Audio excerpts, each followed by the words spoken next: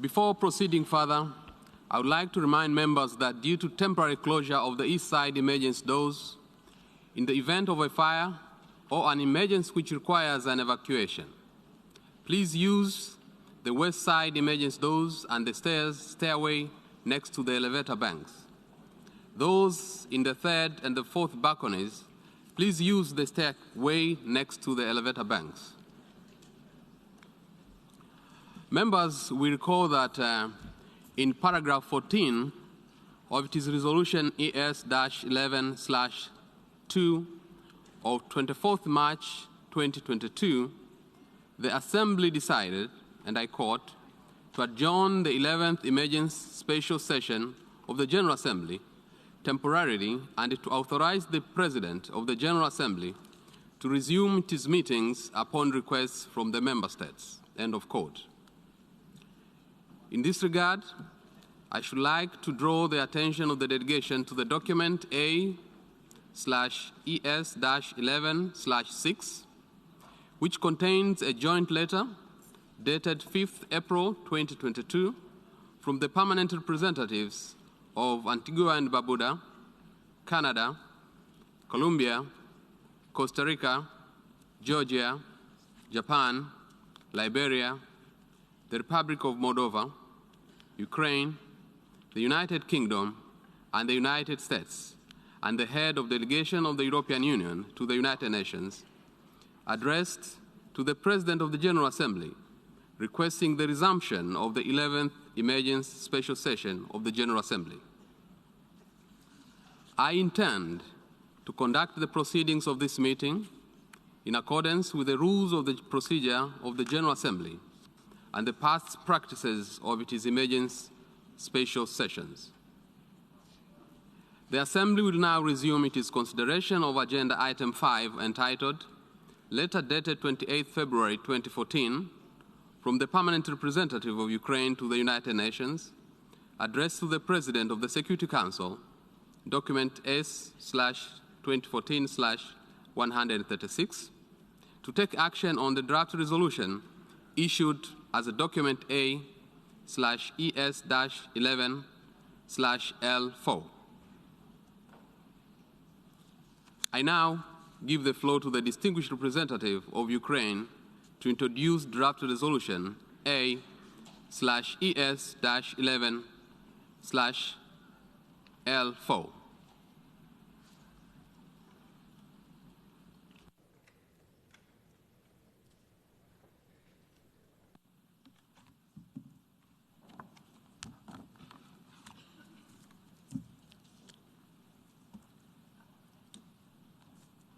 Mr. President, distinguished delegates. Good morning, everyone. One early morning of April 1993, delegates to the United Nations had coffee, kissed their loved ones, and went to the quiet and comfortable United Nations headquarters to do business as usual. Perhaps as many of us have done this very morning. The same morning in early April 1993, Boutros Ghali sent a special rapporteur to report on extrajudicial summary arbitrary executions in Rwanda. He reported a more robust United Nations response was needed. Critically, it found that the abuses could be precursors to genocide in 1993. Unfortunately, that was largely ignored by overstretched Secretariat of the United Nations. In early April, once again in April, in 1994, in the comfort of the United Nations headquarters, the Security Council received letters in which the Rwandan Patriotic Front reminded member states that, I quote, "When the institution of the United Nations was created after the Second World War, one of its fundamental objectives was to see to it that what happened to the Jews in Nazi Germany would never happen again." End of quote. In 1994, Rwanda itself was a non-permanent member of the Security Council. This allowed the genocidal regime to influence other members of the Council with its view of the situation. As Russia's presence today in the Security Council allows her to spread lies almost daily. In April, again in April, this time 2006, in the docks of New York by the Hudson River, an ocean-sized, state-of-the-art liner was launched. This magnificent liner was then docked on the shores of Lake Geneva. Beautiful as it is, far from being an ocean. We named this liner the Human Rights Council. The adoption of Resolution 60/251 was a culmination of 5 months of consultations and negotiations facilitated by President of the Assembly, Jan Eliasson, and Ambassador Arias of Panama and Ambassador Kumalo of South Africa. Let me remind you the words of Mr. Jan Eliasson, the President of the 60th session of the UN General Assembly, before the adoption of the resolution. He said, and I quote, we have now reached a decisive moment, both for the promotion and protection of human rights and for effective multilateralism and the standing of the United Nations as a whole. As our leaders acknowledged in September 2005, the 3 pillars of the United Nations, development, peace and security, and human rights, are interlinked and mutually reinforcing. End of quote. Now the world has come to a crucial juncture. We witness that our liner is going through treacherous fogs towards deadly icebergs. It might seem that we should have named it the Titanic instead of the Human Rights Council. If not, we need to take an action today to save the Council from sinking. The composition of the Human Rights Council is as diverse as the world map, as this Assembly is. But this Council, unlike the Assembly, has been established for a specific purpose to promote and protect human rights around the world. And we are in a unique situation now when on the territory of another sovereign state, a member of the Human Rights Council commits horrific human rights violations and abuses that could be equated to war crimes and crimes against humanity. Bucha and dozens of other Ukrainian cities and villages where thousands of peaceful residents have been killed, tortured, raped, abducted, and robbed by the Russian army serve as an example of how dramatically far the Russian Federation has gone from its initial declarations in the human rights domain.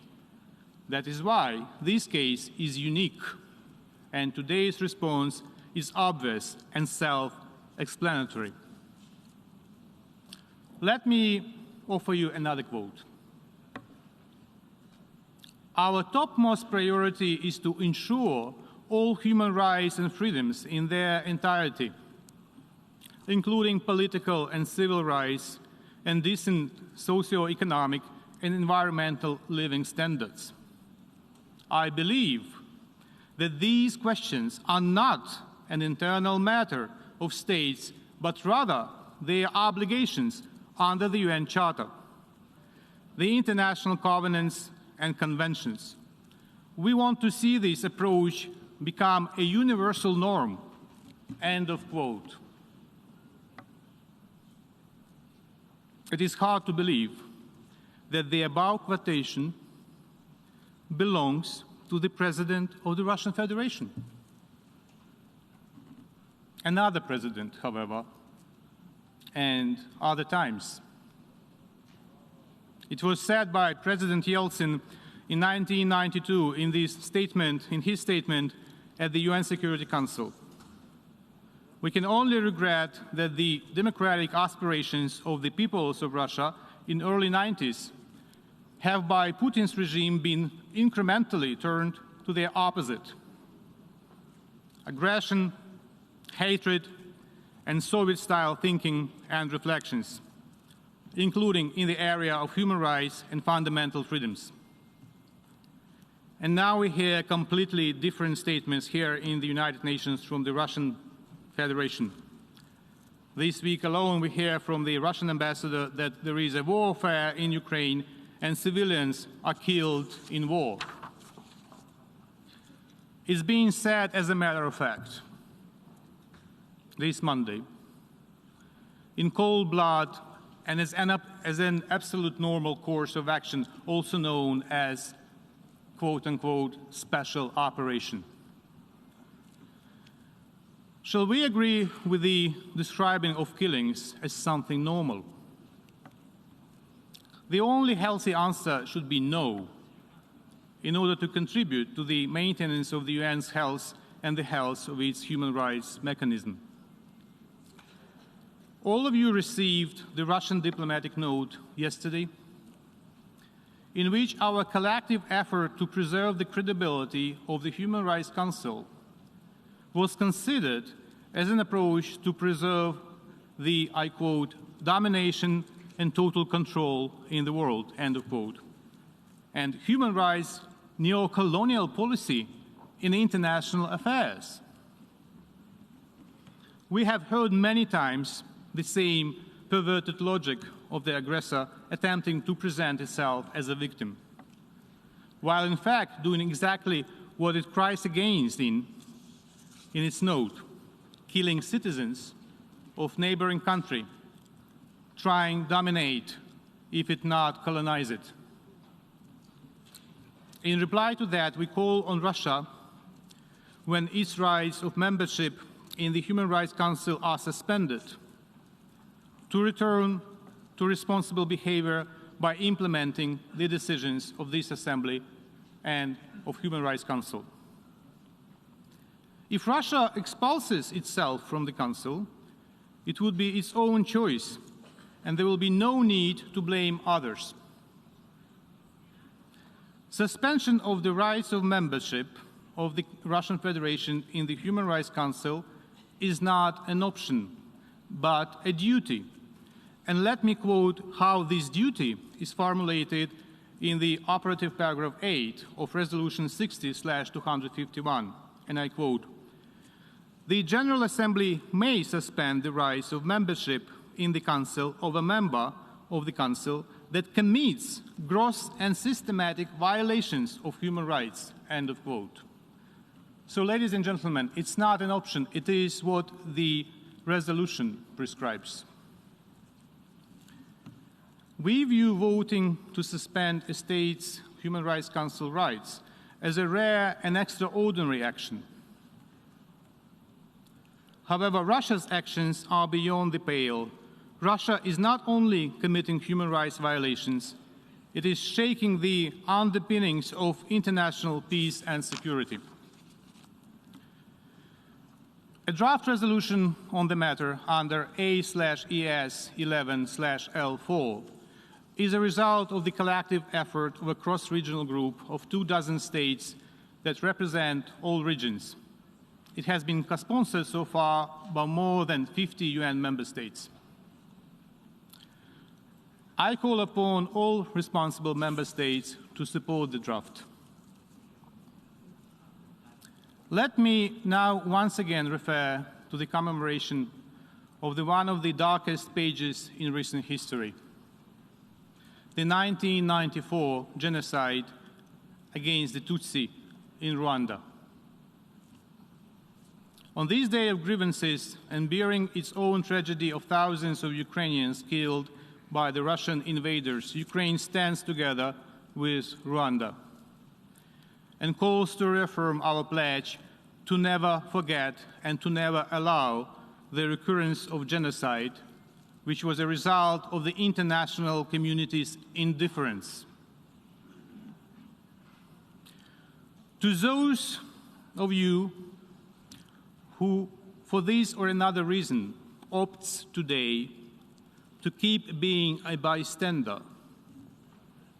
to abstain, let me quote Elie Wiesel addressing President Clinton in 1999, talking about the perils of indifference. Indifference elicits no response. Indifference is not a response. Indifference is not a beginning, it is an end. And therefore, indifference is always the friend of the enemy, for it benefits the aggressor, never his victim, whose pain is magnified when he or she feels forgotten.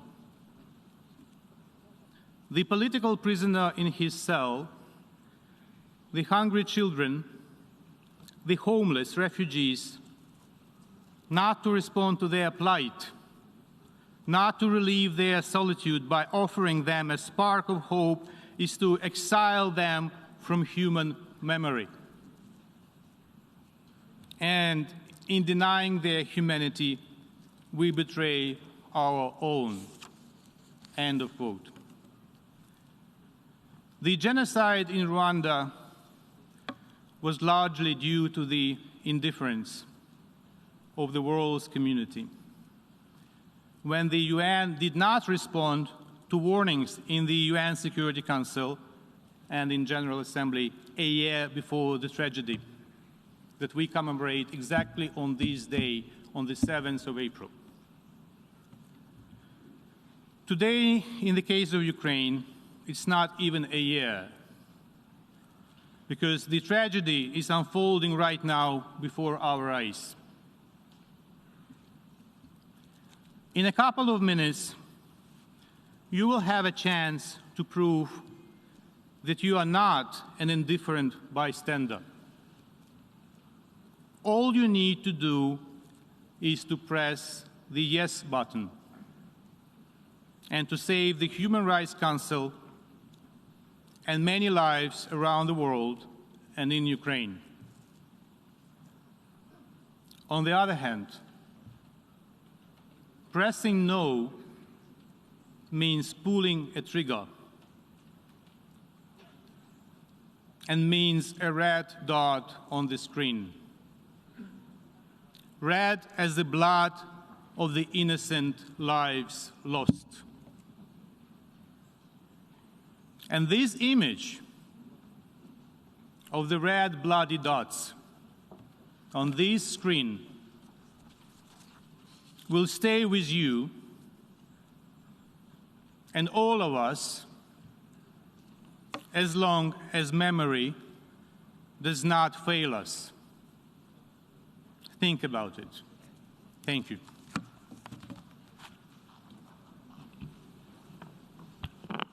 I thank the distinguished representative of Ukraine. We shall now proceed to consider draft resolution A/ES-11/L4.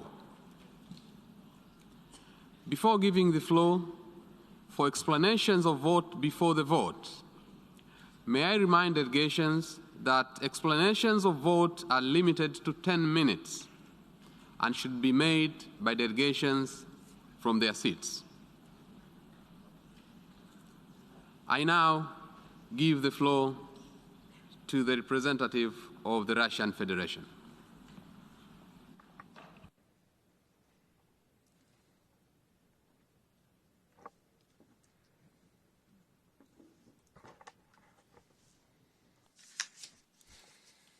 Благодарю вас, господин председатель.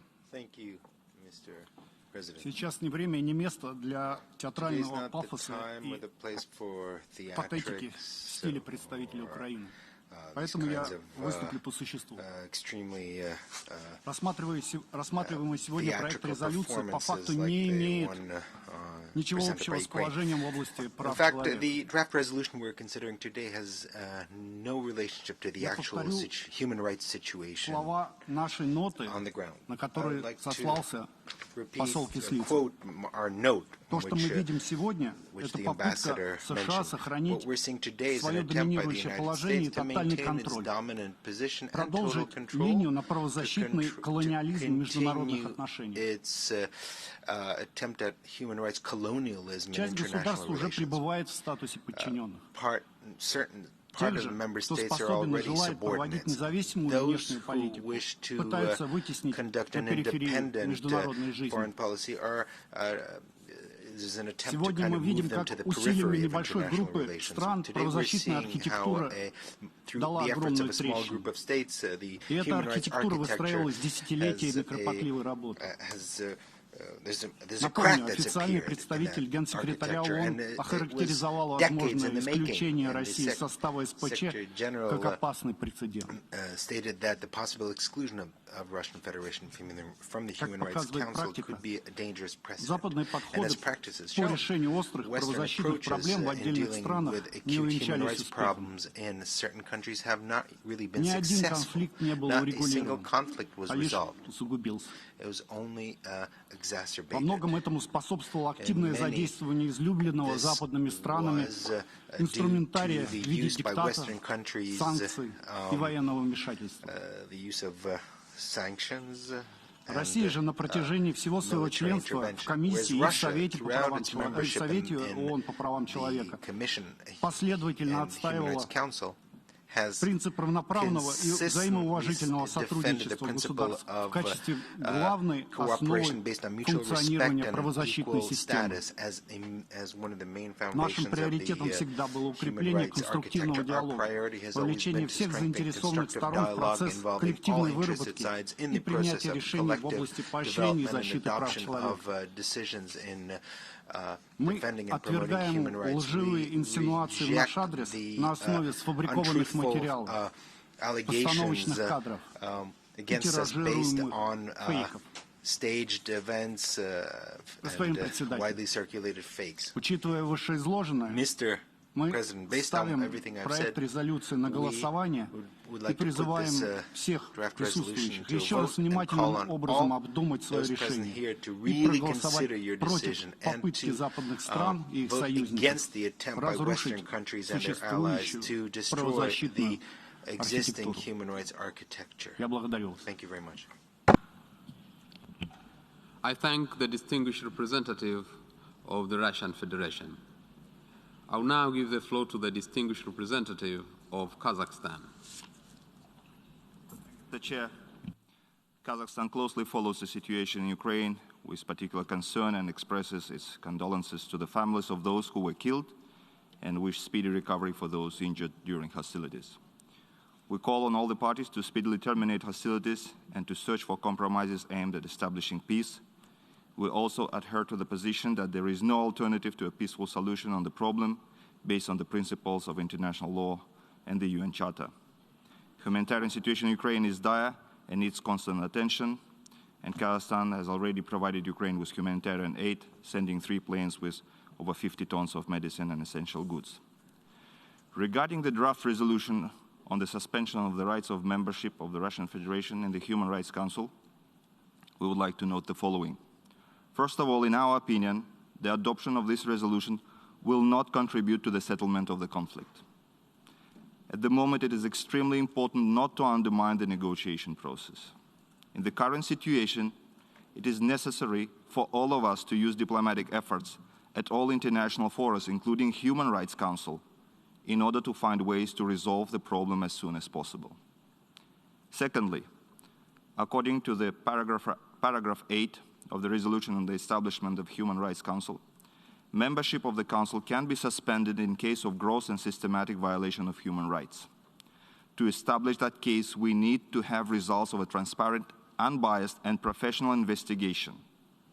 In this regard, we believe that the consideration of today's resolution in the General Assembly must be preceded by a comprehensive investigation of human rights violation in Ukraine, carried out under the framework of relevant international mechanisms.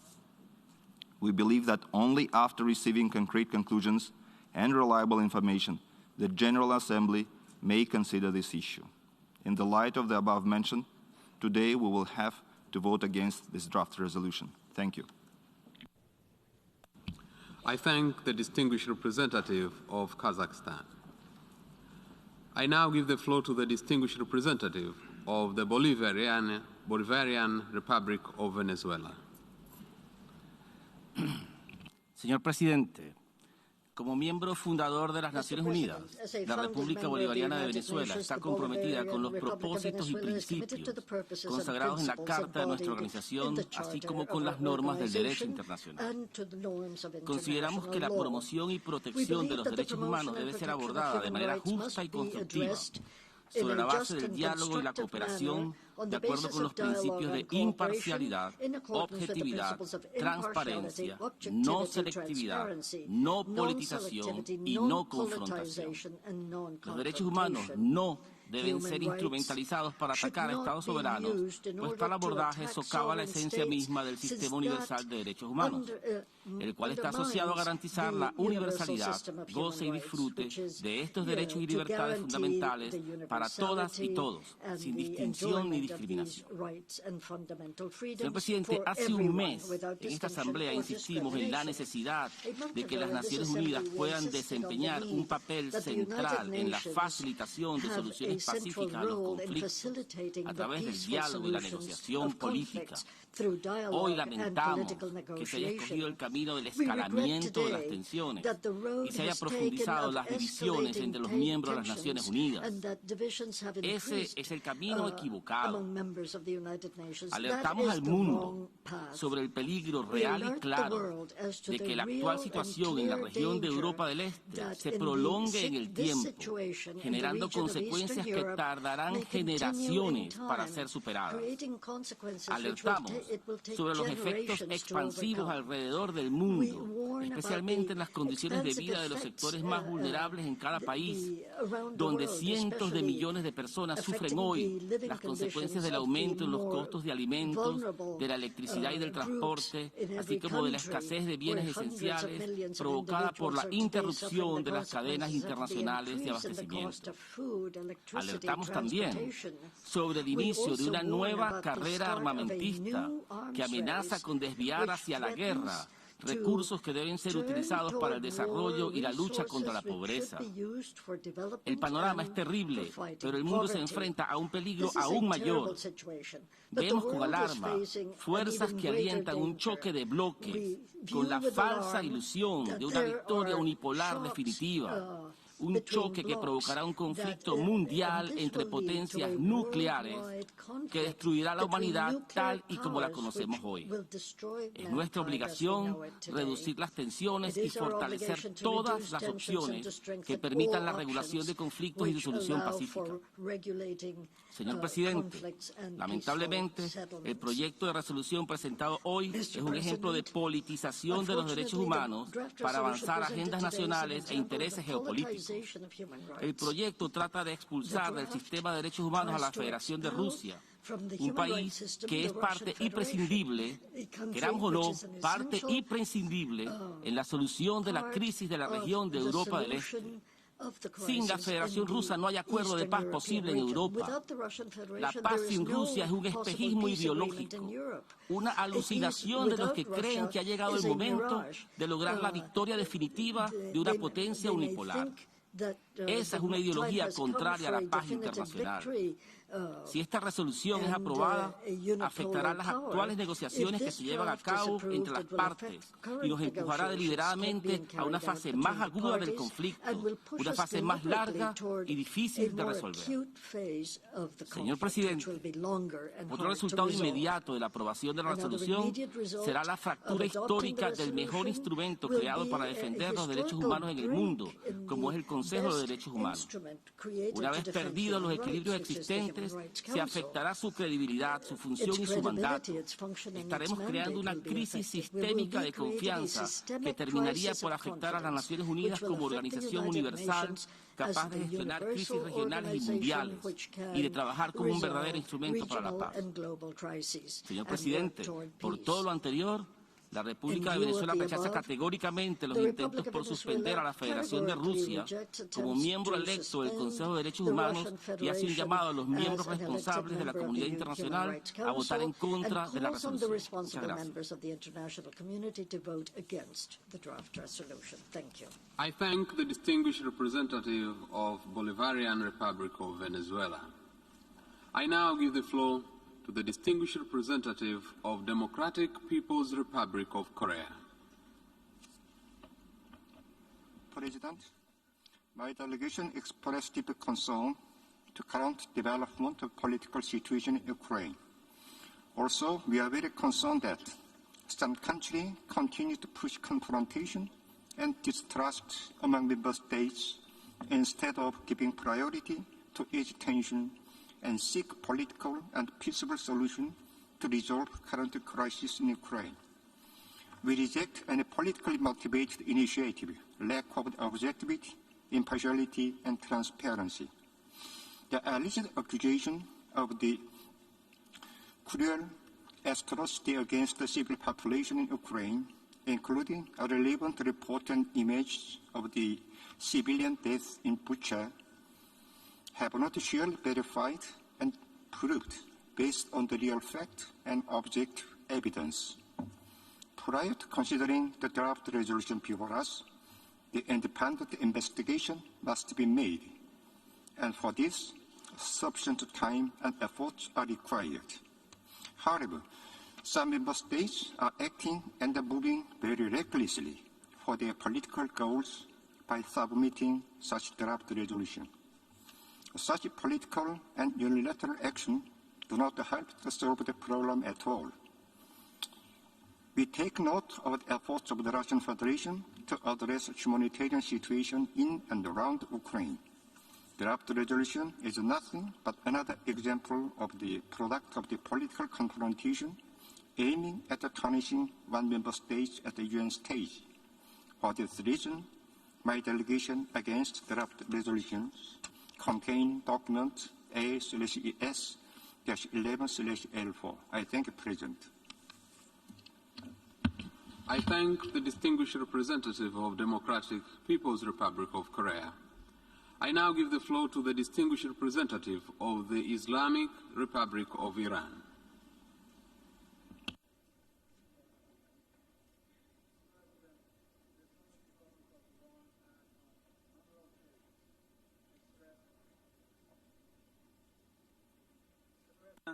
The Islamic Republic of Iran has, on a number of occasions, expressed its principled position with regard to the ongoing conflict in Ukraine, including during the adoption of the two previous resolutions of the 11th Emergency Special Session of the United Nations General Assembly. My delegation would like to underline once again the need for peaceful settlement of disputes in accordance with international law and for the full respect by all parties for the well-established provisions of the United Nations Charter and international law, including international humanitarian law. We emphasize that sovereignty and territorial integrity of all states must be fully respected and the safety and security of all civilians must be guaranteed. Iran remains deeply concerned about the continuous deterioration of the humanitarian situation in and around Ukraine, which has sparked significant alarm in the international community. We call for an immediate cessation of hostilities and emphasize the importance of complying with international humanitarian law by all parties. We repeat our call for unimpeded humanitarian access to all areas of the armed conflict in Ukraine. The humanitarian needs of the affected population must be addressed immediately, and the delivery of food, medicine, and other essential services to the people in need must be facilitated. The international community should encourage and support continued direct negotiations between Russia and Ukraine until peace is restored. The Islamic Republic of Iran once again calls for de-escalation of tensions in the current conflict and an urgent and lasting solution to this crisis through dialogue. Mr. President, we consider the text of the resolution before the General Assembly contained in document L3 as politically driven, which undermines the impartiality of our organization. My government attaches great importance to the promotion and protection of human rights. However, we are against the exploitation of UN human rights machinery for political ends, which contravenes the principles of universality, non-selectivity, and objectivity in addressing human rights issues. We have always maintained that human rights should not be undermined by short-sighted political considerations. We stress that the work of the Human Rights Council should be performed in a non-confrontational and non-politicized manner, and membership in this body should not be politicized. We would like to reiterate our position on the centrality of the principles of objectivity, dialogue, and cooperation towards the protection and promotion of all human rights based on a non-selective and non-politicized approach. We are of the view that the exploitation of paragraph 8 of UN General Assembly Resolution 60/251 deepens confrontation and attenuates constructive dialogue between countries. For the above-mentioned reasons, my delegation will vote against the draft resolution contained in document L4. I thank you, Mr. President. I thank the distinguished representative of the Islamic Republic of Iran. I now give the floor to the distinguished representative of the Syrian Arab Republic.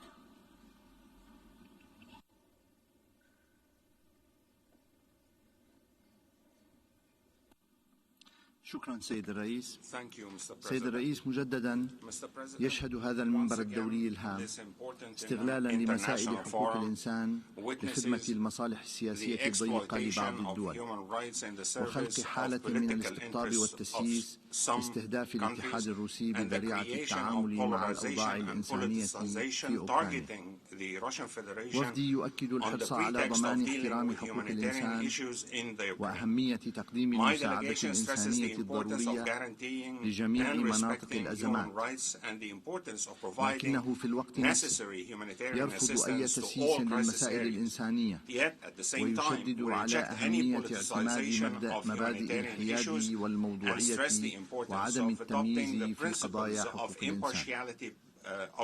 سيد الرئيس، إن هذا التحرك الغربي المنسق للتشهير بالاتحاد الروسي لا علاقة له بحقوق الإنسان في أوكرانيا أو في أي مكان آخر، وإنما يندرج في إطار سعي دول غربية لفرض هيمنتها وسيطرتها على العالم، وذلك من خلال محاصرة روسيا ومعاقبتها على سياساتها الخارجية المستقلة.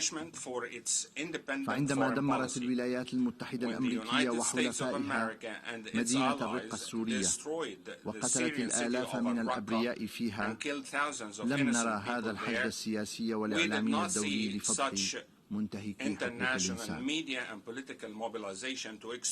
إن قرار الجمعية العامة رقم 60 على 251 المنشئ لمجلس حقوق الإنسان أكد على أن جميع حقوق الإنسان عالمية وغير قابلة للتجزئة ومترابطة ومتشابكة، وأنه يتعين معاملة جميع حقوق الإنسان معاملة منصفة وعادلة وعلى قدم المساواة وبالقدر نفسه من الاهتمام. إلا أن الممارسة العملية التي شهدناها منذ إنشاء هذا المجلس وحتى الآن تثبت تبني بعض الدول الغربية للتسييس والانتقائية والمعايير المزدوجة في التعامل مع قضايا حقوق الإنسان، إذ تركز على حالات دول بعينها بما يخدم أغراضها السياسية، وفي نفس الوقت تغض الطرف عن حالات أخرى تم فيها ارتكاب انتهاكات جسيمة وممنهجة لحقوق الإنسان على مرأى ومسمع العالم أجمع. وما يتعرض له الشعب الفلسطيني على مدى عقود على يد قوات الاحتلال الإسرائيلية أوضح دليل على ذلك. والمثال الآخر على نفاق تلك الدول وتجاهلها لحقوق وأمن وسلامة المدنيين بما فيهم الأطفال والنساء في دونباس الذين تعرضوا لحملة عدائية ممنهجة وقصف مستمر لعدة سنوات. فلماذا لم نشهد مثل هذا التحرك الغربي من أجل حمايتهم والدفاع عن حقوقهم؟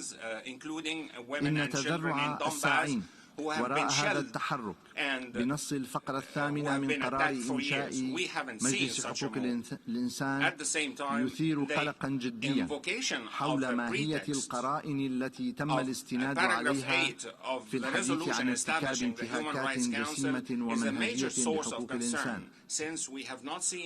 وما مدى مصداقية المصادر التي تم الاعتماد عليها، وما هي الآليات الدولية المحايدة التي أكدت وقوع مثل تلك الانتهاكات وحددت هوية مرتكبيها. إن قيام بعض الدول بإطلاق الاتهامات والترويج لها عبر دعاية مضللة من خلال نشر صور وفيديوهات مجهولة المصدر والمكان ونشرها عبر المصادر المفتوحة لا يمكن أن يكون أساسا متينا كي تتخذ الجمعية العامة قرارا بشأنها. وكما في الحالة السورية فإن جلسات مجلس الأمن والجمعية العامة يجب أن تسبقها دائما مسرحيات واستفزازات، وهو ما نشهده الآن في الحالة الأوكرانية، وذلك لتبرير القرارات التي تخطط الدول الغربية والمعادية لاتخاذها باسم شرعيتهم الدولية المزعومة. سيد الرئيس،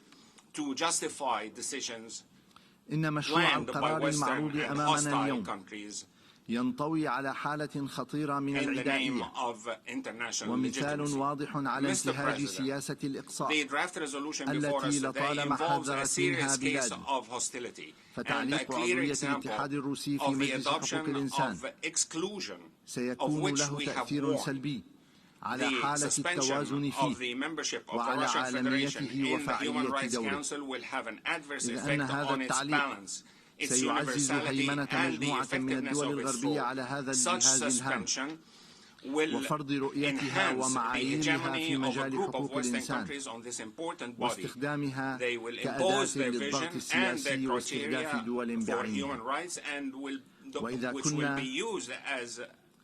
وإذا كنا أكثر صراحة وشفافية فإننا نرى في مثل هذه الممارسات تهديدا لوجود منظومة الأمم المتحدة ذاتها.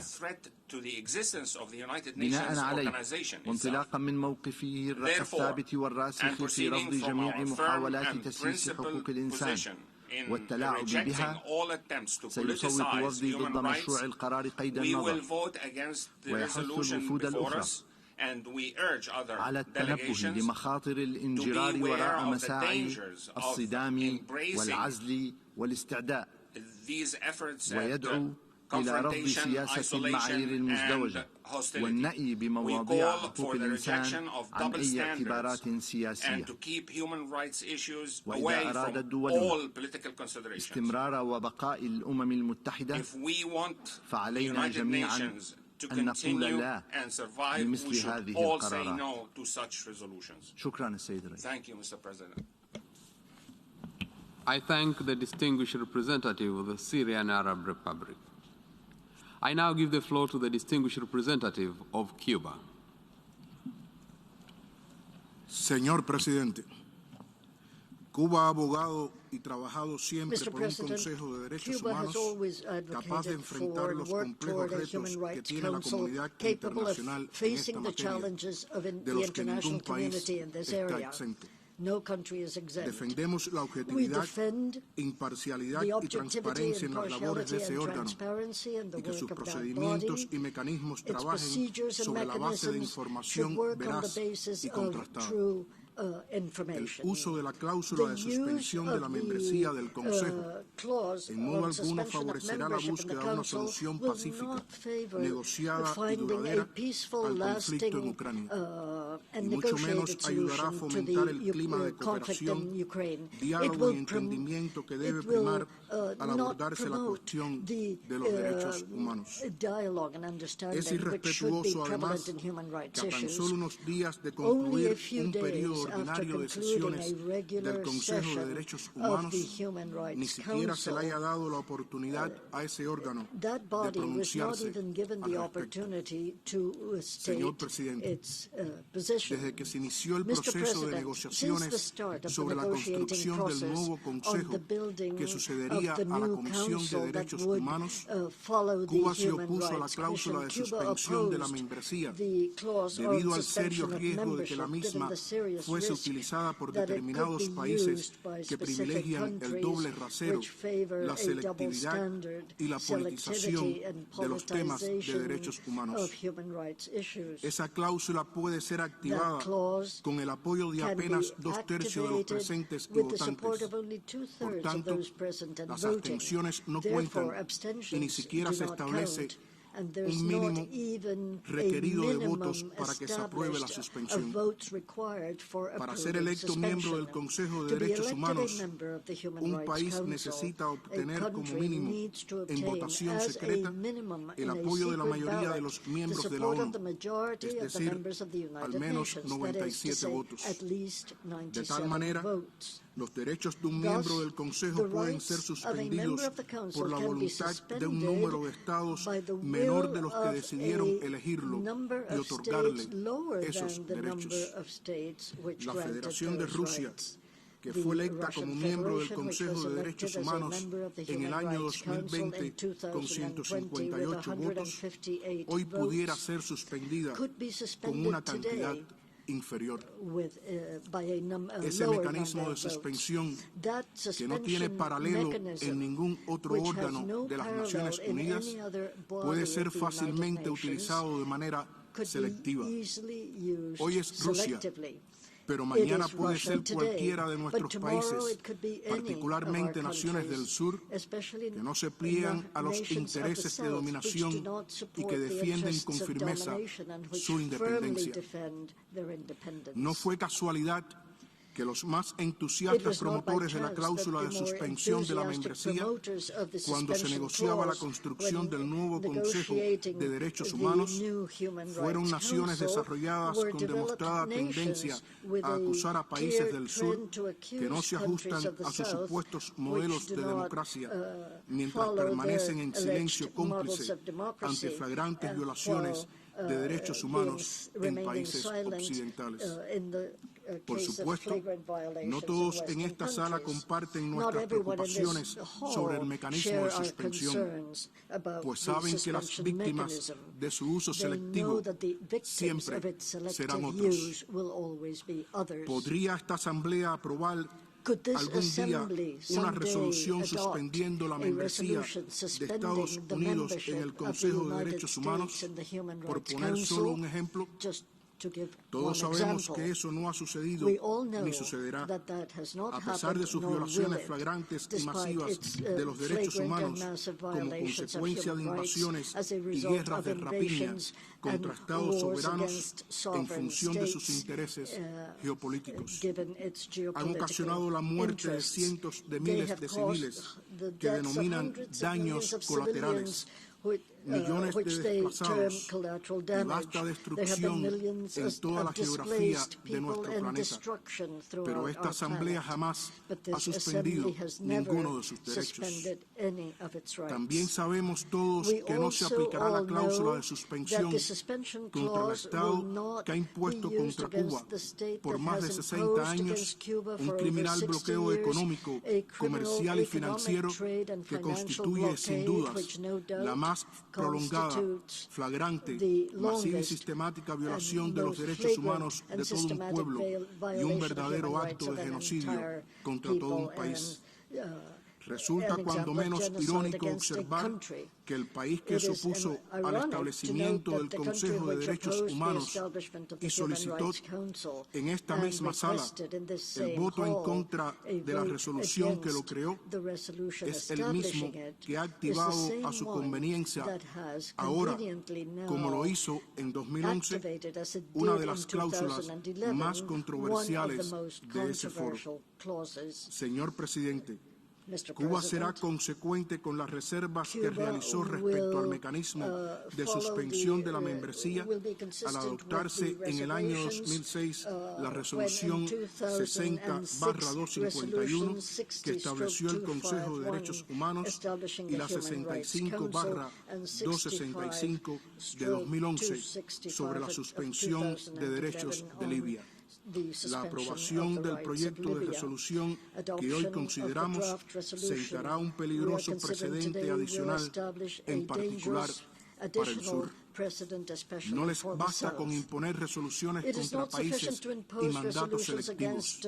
Ahora se proponen dar un nuevo paso de avance en la legitimación de la selectividad y la conformación de un Consejo de Derechos Humanos cada vez más al servicio de determinados países, como lo estuvo en su momento la extinta y desacreditada Comisión de Derechos Humanos. Por las razones expuestas, la delegación cubana votará en contra del proyecto de resolución contenido en el documento L4. Gracias.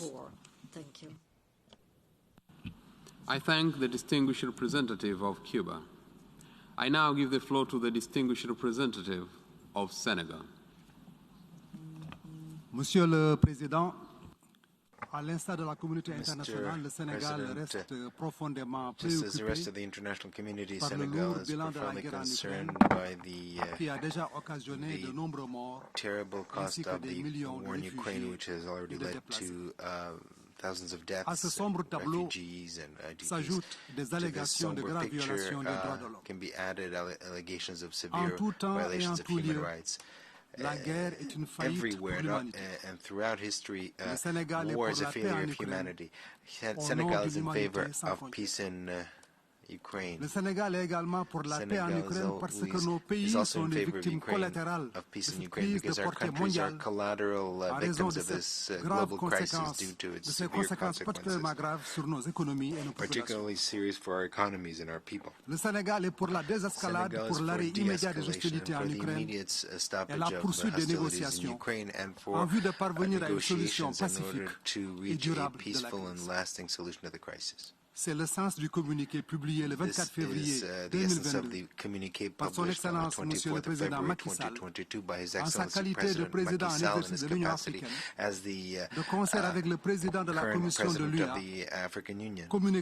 communiqué appelant, je cite, This is a au communique respect that calls, and I quote, impératif du droit international, imperative respect of de international l'intégrité law, territoriale the et de territorial la souveraineté de integrity l'Ukraine. and sovereignty of Félicitations. Ukraine. End of quote.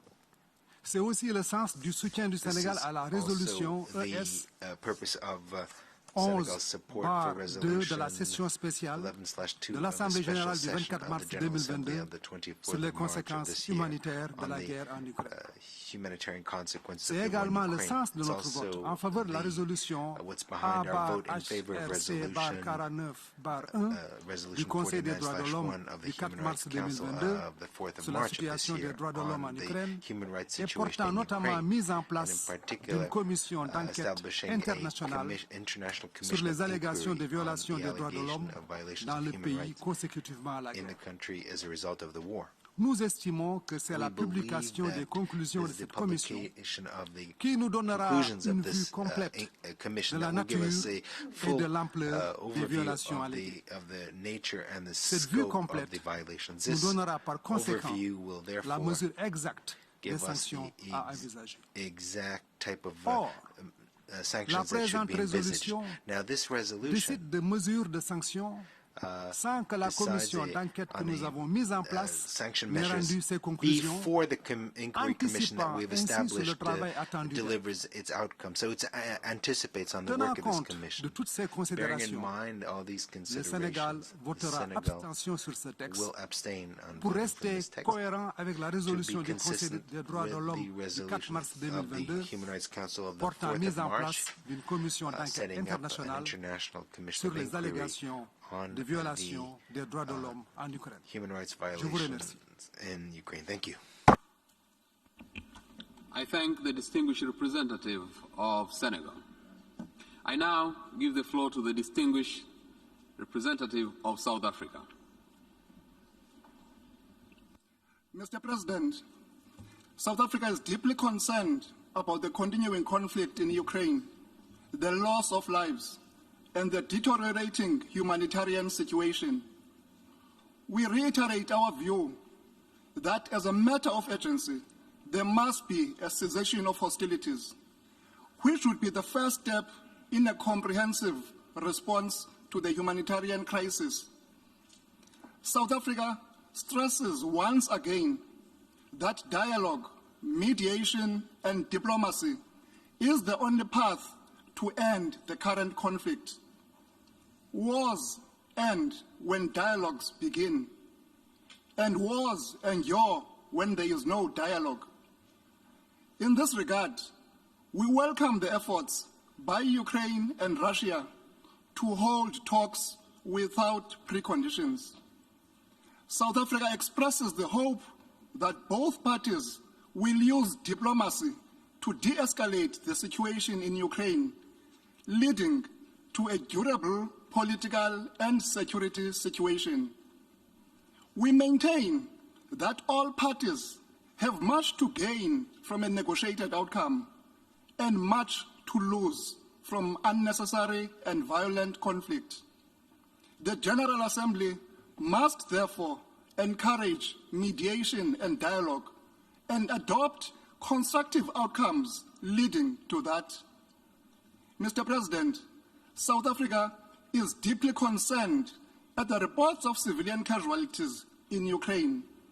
As the international community, we cannot be indifferent to the killing and suffering of civilians.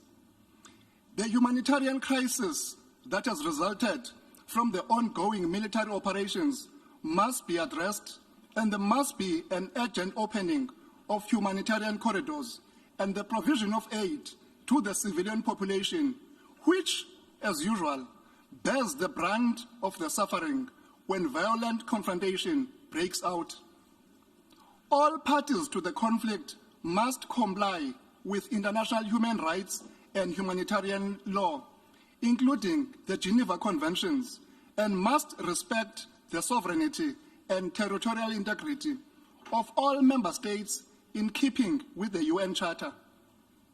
Mr. President, on 4th March 2022, the Human Rights Council adopted a resolution authorizing the establishment of an international commission of inquiry to investigate all alleged violations and abuses of human rights and violations of international law and related crimes in Ukraine. The Commission has not yet commenced its work, and we await its findings on the allegations of gross violations and abuses of human rights and violations of international humanitarian law. South Africa is of the firm belief that the tabling of the resolution that we will consider today is premature and prejudges the outcomes of the Commission of Inquiry. We must allow the Commission to urgently undertake its mandate and report to the Human Rights Council and the General Assembly on its outcomes. It is also imperative that all parties to the conflict must allow the Commission to perform its duties without any hindrance and interference. Mr. President, we recall Resolution 60251, which is the basis of the resolution before us and which established the Human Rights Council, also recognizes, inter alia, I quote, the importance of ensuring universality, objectivity, and non-selectivity in the consideration of human rights issues, and the elimination of double standards and politicization, close quote. Unfortunately, the resolution that we are considering today will further divide and polarize the matter and the General Assembly itself without following due process.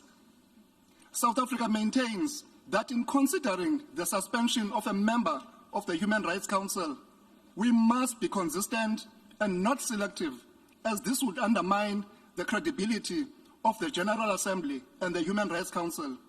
For these reasons, South Africa will abstain on the resolution. I thank you, Mr. President. I thank the distinguished representative of South Africa. I now give the floor to the distinguished representative of Egypt.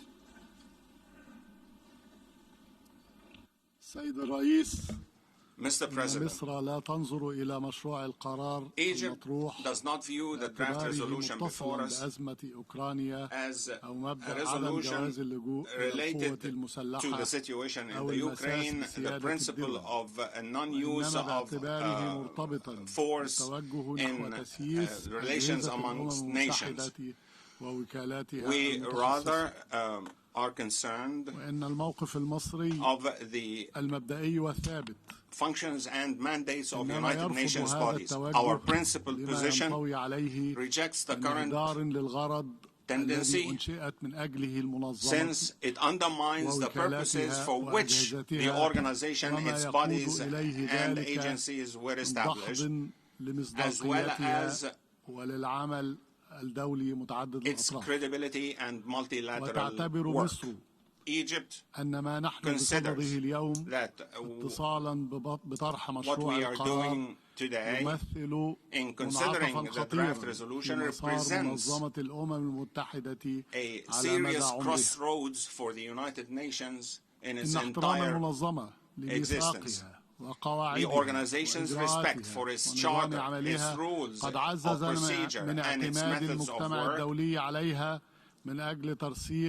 led the international community to rely on it in all international issues based on rules and regulations that are applied in the conduct of international relations with a view to preserving international peace and security that are in danger at this moment.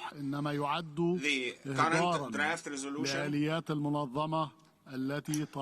undermines the methods of work of the organization that have enjoyed the trust of the international community and threatens to undermine the credibility of the United Nations and its organizations, leading to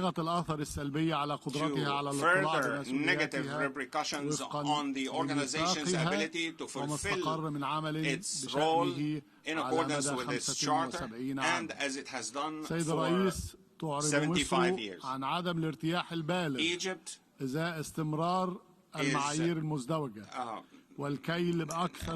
not feel comfortable with double standards and partiality. Many times before, such resolutions were not adopted in cases of human rights violations that are not so far back in time.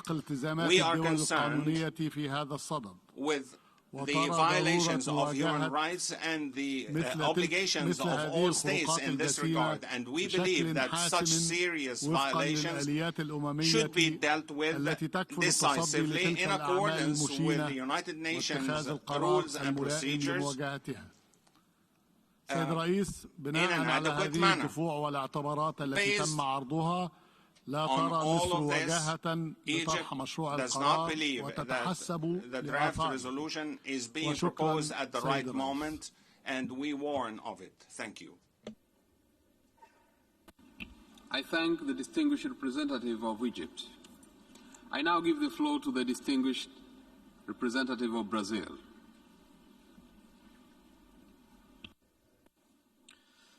Mr. President, distinguished delegates, we are deeply concerned about allegations of gross violations of human rights and humanitarian law in Ukraine, including recent reports coming from the region of Bucha.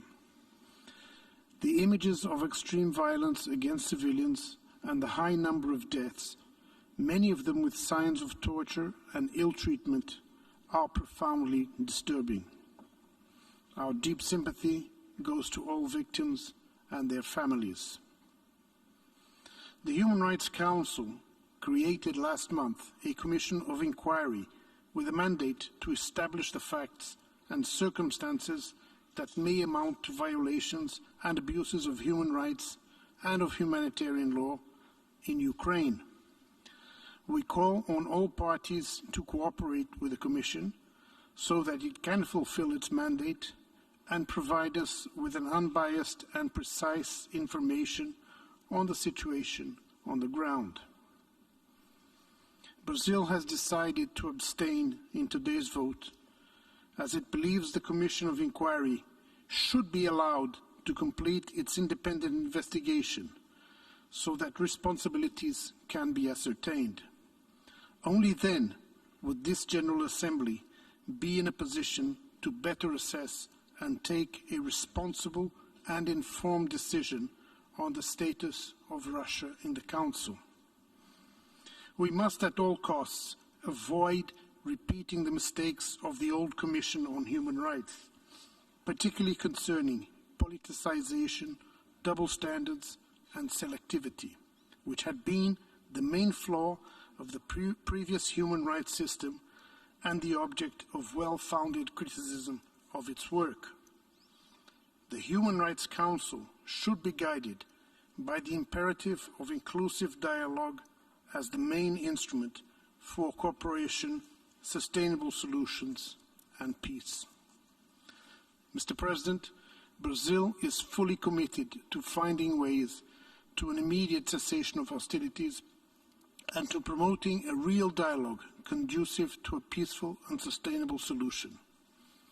Ensuring respect for human rights and humanitarian law, protecting civilians, calling for peace, these are the objectives that should unite rather than divide us.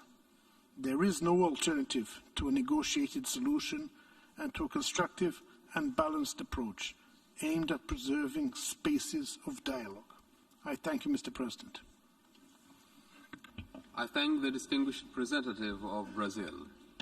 I now wish to invite the distinguished representative of China.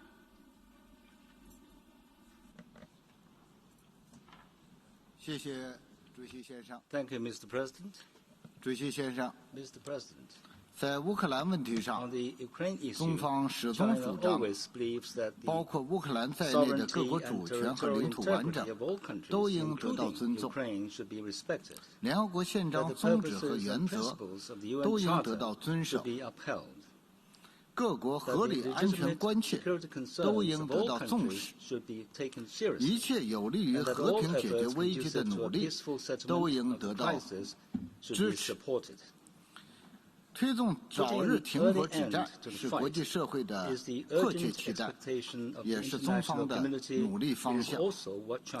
中方支持一切有利于缓解乌克兰人道危机的倡议和举措，呼吁当事方尊重国际人道法，采取切实行动，保护平民安全，保障妇女、儿童等弱势群体的基本权利和人道需求。有关布恰镇平民死亡的报道和画面令人不安。事件的相关情况和具体原因必须查清，任何指控都应基于事实，结论得出之前，各方应保持克制，避免无端指责。主席先生，对话谈判是解决乌克兰危机的唯一出路。中方始终主张国际社会应该保持理性，加强团结，多做有利于对话谈判的事，推动政治解决，而不应设置障碍，增添阻力，更不应火上浇油，激化矛盾。我们遗憾地看到，冲突造成平民伤亡和大量人员流离失所。全方位、无差别、无底线的制裁，给疫后复苏带来严重负面影响，制造出新的复杂问题。逆转来之不易的发展成果，实现2030年可持续发展议程雪上加霜。各国，尤其是发展中国家民众，不得不承受飞涨的物价、油价、粮价等等。疫情之下的生活更加艰难，妇女、儿童的权益更难得到保障。发展中国家不是冲突当事方，却被卷入地缘政治竞争和大国博弈，这是不公平的。个别国家一边声称主张和平，一边热衷制造集团对抗，包括在亚太地区挑起紧张局势。这种自相矛盾、言行不一的做法非常危险，令人担忧，应该坚决抵制。主席先生，中方一贯主张在平等和相互尊重基础上，通过建设性对话与合作，促进和保障人权。同时，我们坚决反对将人权问题政治化、工具化，反对在人权问题上搞选择性、双重标准和对抗做法，反对借人权问题对别国施压。这也是关于设立人权理事会的联大第60251号决议的重要内容。摆在我们面前的这份决议草案，将剥夺一国在人权理事会的合法会员资格。对如此重大的事项，必须极为慎重，基于事实和真理，冷静、客观、理性的处理。然而，这份决议草案起草过程不公开、不透明，也没有按照惯例举行全体会员国磋商，广泛听取意见。在此情况下，急于在联大采取行动，逼迫各国选边站队，将加剧会员国分裂，激化当事方矛盾，火上浇油，不利于冲突的降级，更不利于推进和平谈判。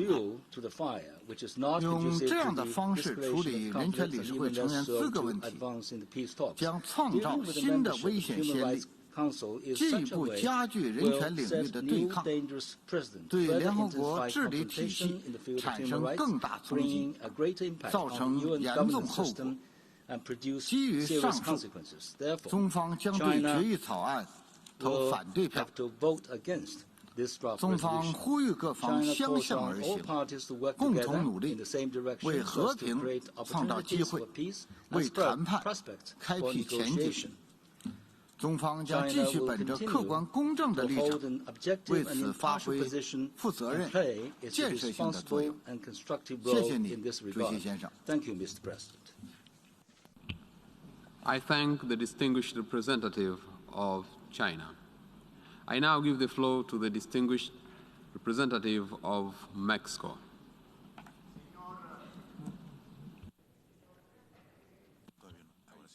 Señor presidente, México ha sido claro y contundente al condenar la invasión de Rusia sobre Ucrania por ser violatoria del derecho internacional, de la Carta de las Naciones Unidas y de los principios constitucionales de nuestra política exterior.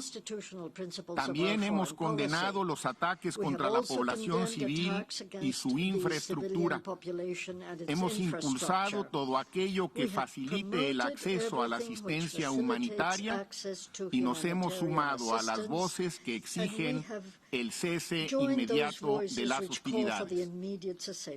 Informes recientes sobre la situación en Ucrania nos han revelado que estamos ante la probable comisión de violaciones graves del derecho internacional de los derechos humanos y del derecho internacional humanitario. Por ello, México ha respaldado sin ambajes el llamado del secretario general a que se realicen investigaciones imparciales que permitan identificar responsables y una eficaz rendición de cuentas.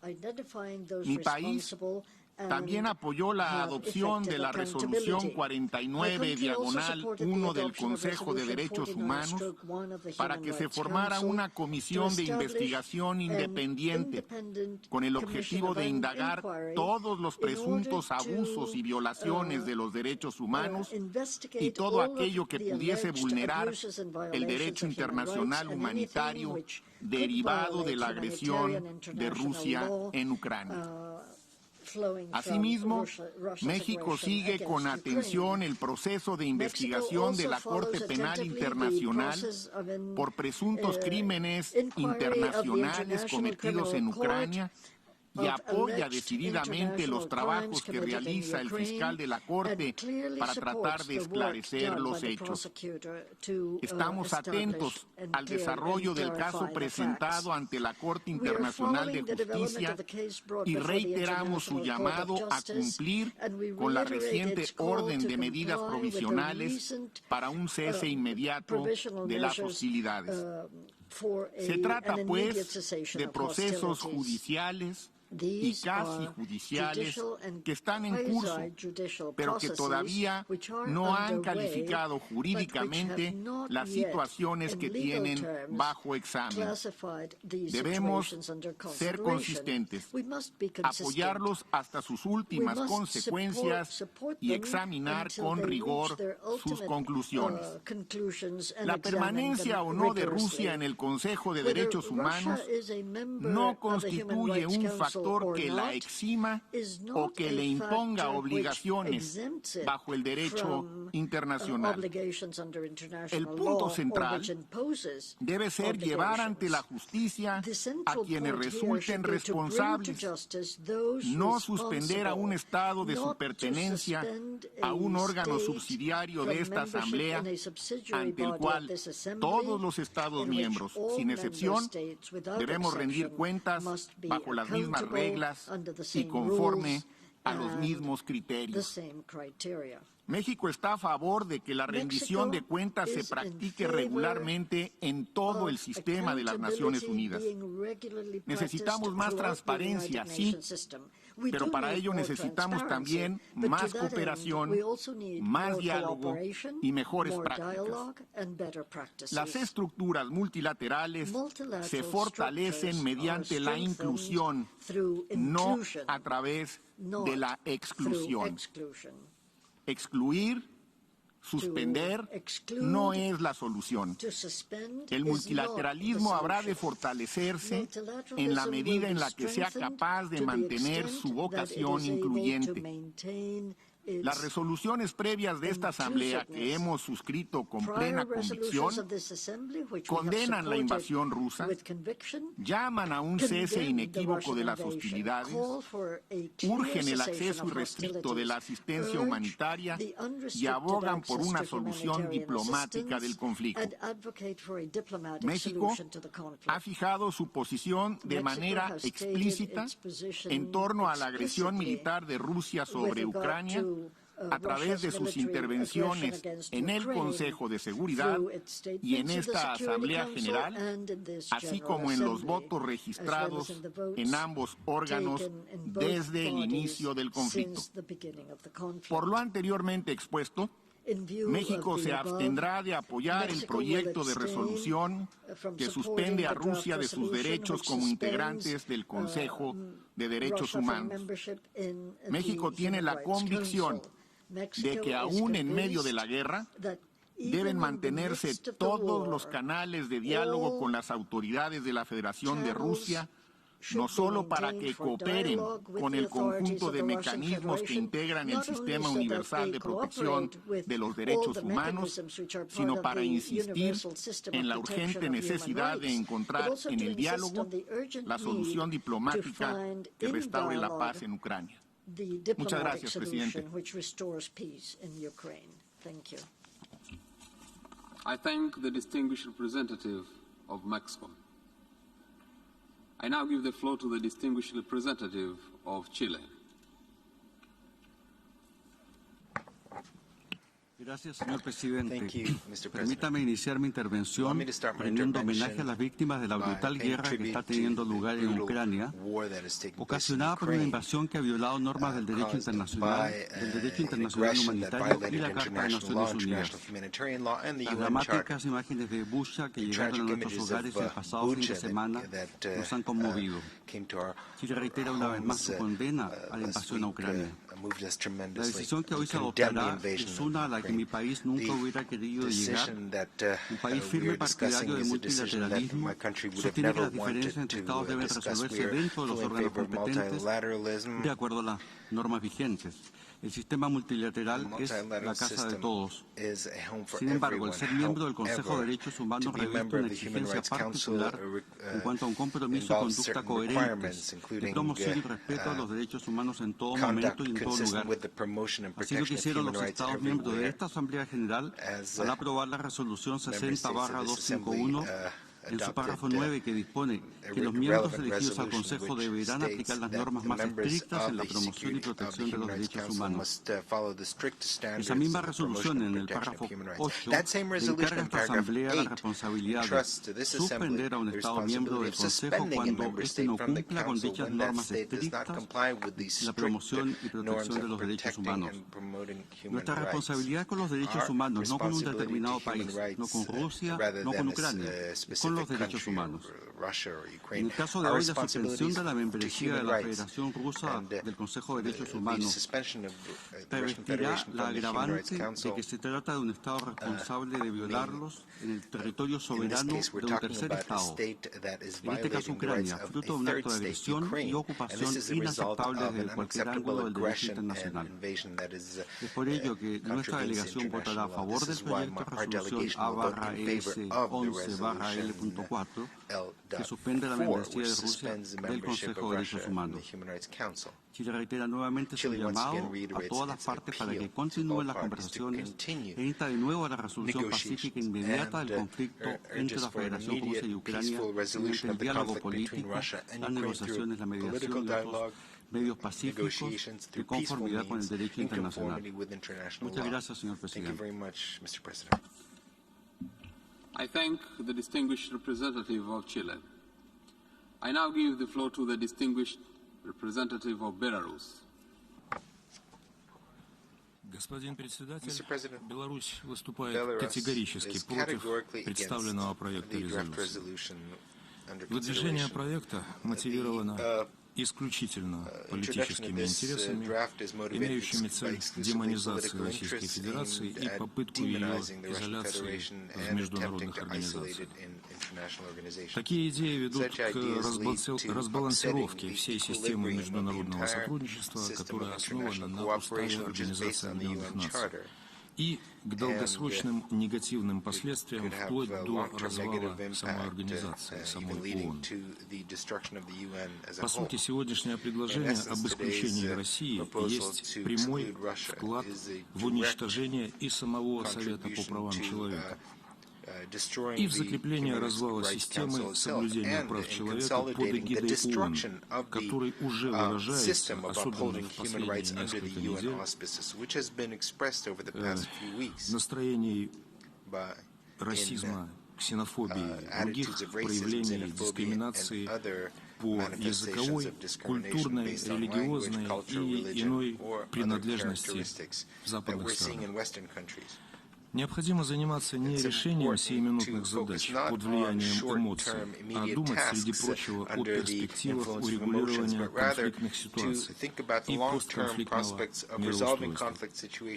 Предлагаемое решение, как и другие аналогичные шаги, попытки ограничения участия России в международных организациях не только не внесут вклад в урегулирование ситуации на Украине, но скорее подвергнут дополнительному риску перспективы мирного переговорного процесса, у истоков которого, хочу напомнить, месяц назад стояла и Республика Беларусь, и лично ее президент Александр Лукашенко. Мы призываем задуматься об этом и проголосовать против представленного проекта резолюции. Благодарю вас за внимание.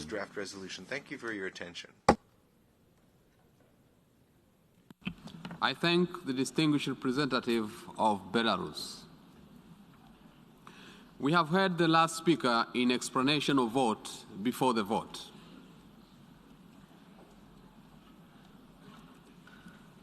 The Assembly will now take a decision on a draft resolution A/ES-11/L4 entitled Suspension of the Rights of the Membership of the Russian Federation in the Human Rights Council. Pursuant to Resolution 60/251 of 15 March 2006, the General Assembly, by a two-thirds majority of members present and voting, may suspend the rights of membership in the Council of a member of the Council that commits gross and systematic violation of human rights. For your information, the draft resolution has closed for e-sponsorship. I now give the floor to the representative of the Secretariat.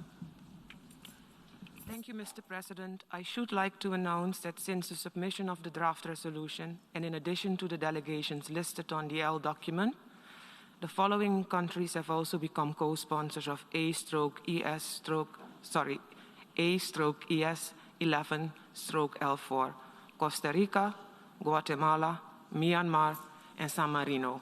If any other countries wish to co-sponsor A/ES-11/L4, please signify by pressing the microphone button now.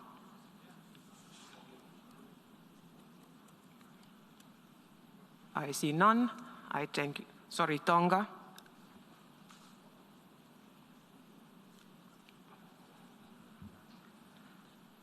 I thank you, Mr. President. I thank the representative of the Secretariat. A recorded vote has been requested. We shall now begin the voting process. Those in favor of draft resolution A/ES-11/L4, please signify. Those against, abstentions.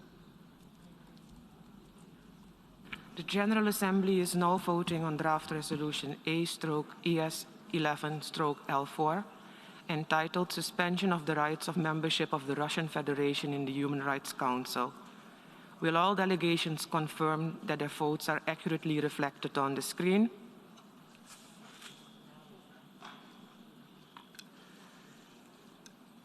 The voting has been completed. Please lock the machine.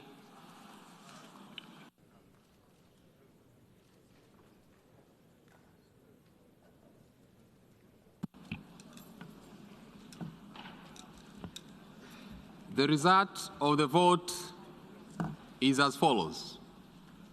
In favor, 93. Against, 24. Abstentions, 58. Draft resolution A/ES-11/L4 is adopted.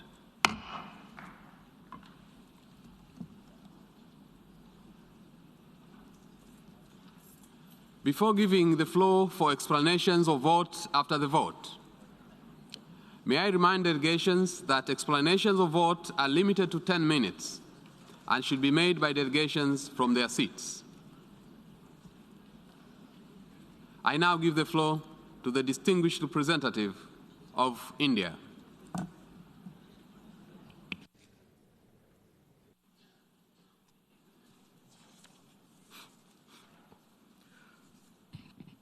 Thank you, Mr. President. India has abstained on the resolution adopted in the General Assembly today. We do so for reasons of both substance and process. Since the inception of the Ukrainian conflict, India has stood for peace, dialogue, and diplomacy. We believe that no solution can be arrived at by shedding blood and at the cost of innocent lives. If India has chosen any side, it is the side of peace, and it is for an immediate end to violence.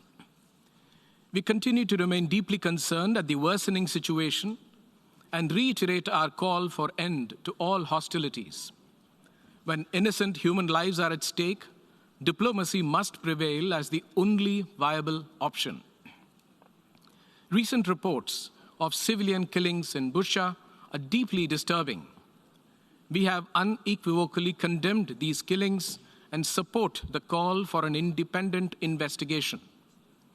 The impact of the crisis has also been felt beyond the region with increasing food and energy costs, especially for many developing countries. It is in our collective interest to work constructively, both inside the United Nations and outside, towards seeking an early resolution to the conflict. India has been at the forefront of protecting human rights, right from the drafting of the Universal Declaration of Human Rights. We firmly believe that all decisions should be taken fully respecting due process, as all our democratic polity and structures enjoin us to do so. This applies to international organizations as well, particularly the United Nations. I thank you, Mr. President. I thank the distinguished representative of India. I now give the floor to the distinguished representative of Timor-Leste. At the outset, I would like to thank you, Mr. President, for convening this session. Mr. President, the position we took today to vote in favor of this resolution before all of us is a manifestation of our strong solidarity with the people of Ukraine, especially the victims of this war who have been forced to shelter and have fled across the country's borders, as well as those who have lost their homes, their lives, their family members, and their own lives. Our thoughts and prayers go out to all of them and their families and friends. Mr. President, our vote today shows our clear position to uphold human rights values in all circumstances and in all cases, as the dark period of our own history has taught us enough on the high cost of being victims of war. We call for an effective ceasefire in Ukraine and urge conflict parties to continue the dialogue and negotiation to stop this war and avoid further potentially catastrophic escalation. We commend the efforts of those who have facilitated the peace talks between conflict parties and all for more diplomatic initiatives to help in finding a peaceful solution for all. All parties must ensure the safety and protection of all civilians. It is our hope that peace is reclaimed immediately and that the important work for a healthy, prosperous, and sustainable future is restored for all. I thank you, Mr. President. I thank the distinguished representative of Timor-Leste. I now give the floor to the distinguished representative of Qatar.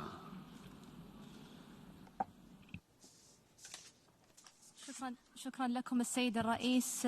صوت وفد بلادي بالامتناع على مشروع القرار الذي اعتمد للتو في هذه الجلسة الاستثنائية الطارئة للجمعية العامة، وأود أن أدلي بالتالي لتوضيح موقف دولة قطر. سيد الرئيس، لقد أعربت دولة قطر عن موقفها تجاه الحالة في أوكرانيا المستند إلى التزامها الثابت بالمبادئ الراسخة للقانون الدولي وميثاق الأمم المتحدة، بما في ذلك عدم جواز استخدام القوة أو التهديد باستخدامها في العلاقات الدولية وتسوية المنازعات الدولية بالوسائل السلمية وعدم التدخل في الشؤون الداخلية للدول والالتزام بسيادة الدول واستقلالها وسلامتها الإقليمية. وقد شددت دولة قطر مرارا على أن ضمان سلامة المدنيين يجب أن يحظى بأولوية قصوى، كما نؤكد على ضرورة الالتزام بالقانون الإنساني الدولي وحماية المرافق والبنى التحتية المدنية والمدنيين العاملين في المجال الطبي والإنساني والصحفيين، وكذلك تيسير إجلاء المدنيين والوصول الآمن والسريع للمساعدات الإنسانية إلى المحتاجين وفق المبادئ الدولية لإيصال المساعدة الإنسانية. وتثني دولة قطر على الجهود الحثيثة التي تبذلها الأمم المتحدة والمنظمات الإنسانية للاستجابة للاحتياجات الإنسانية الطارئة، وجهود الدول المضيفة للاجئين. دولة قطر على تواصل مع الشركاء الدوليين لتقييم الوضع الإنساني وتقديم المساعدات اللازمة للشعب الأوكراني. سيد الرئيس، نؤكد على دعوة الأمين العام للأمم المتحدة للعودة إلى طريق الحوار والمفاوضات والتوصل إلى وقف إطلاق النار فوري للأعراض الإنسانية. كما نجدد دعوة دولة قطر لجميع الأطراف إلى ضبط النفس وحل الخلاف عبر الحوار والطرق الدبلوماسية وتسوية المنازعات الدولية بالوسائل السلمية وعدم اتخاذ ما من شأنه أن يؤدي إلى المزيد من التصعيد.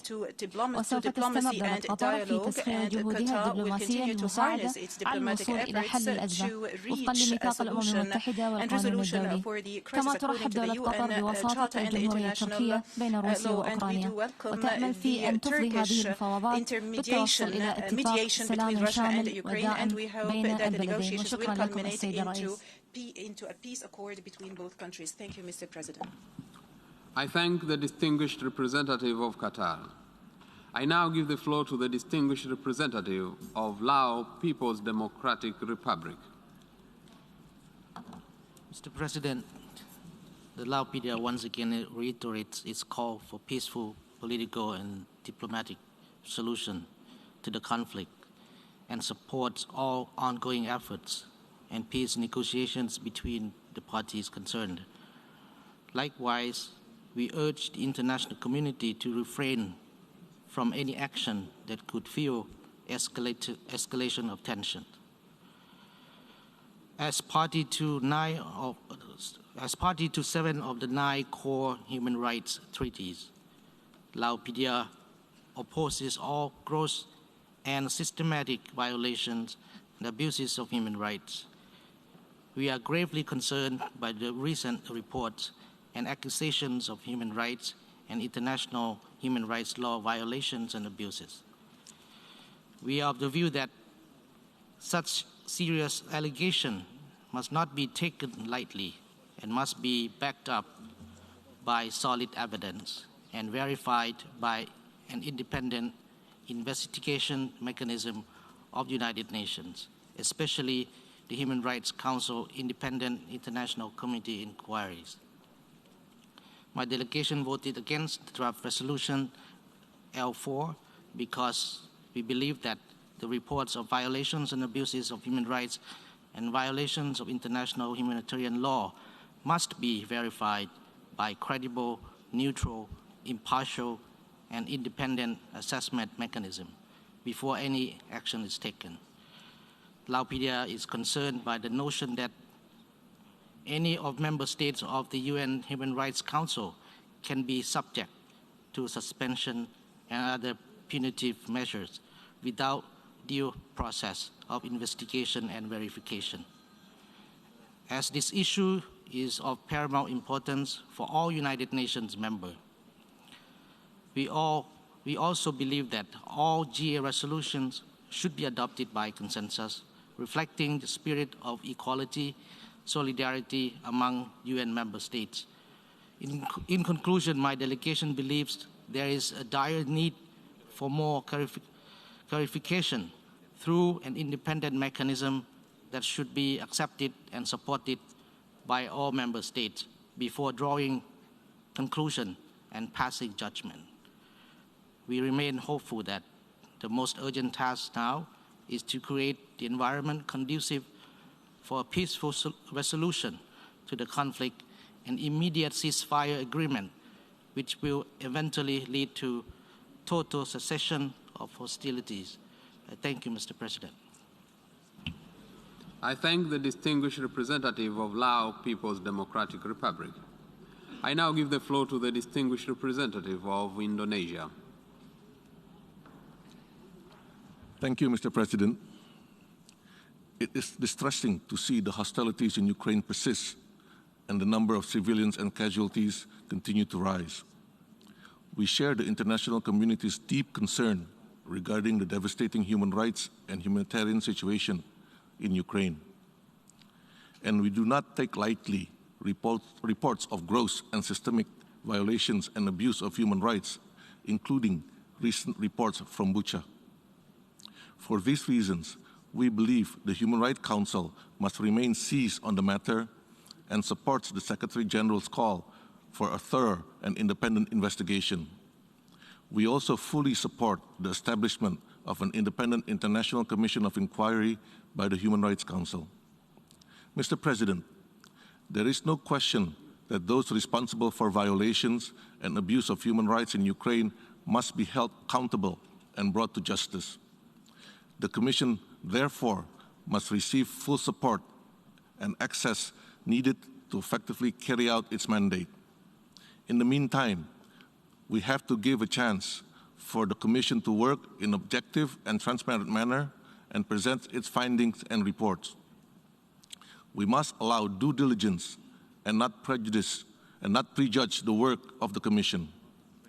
The General Assembly must also be prudent. It is important to have received all the facts before taking action that revokes legitimate rights of its members.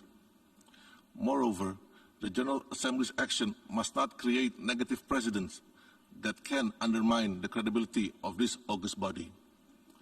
It is for these reasons Indonesia abstained on Resolution L4.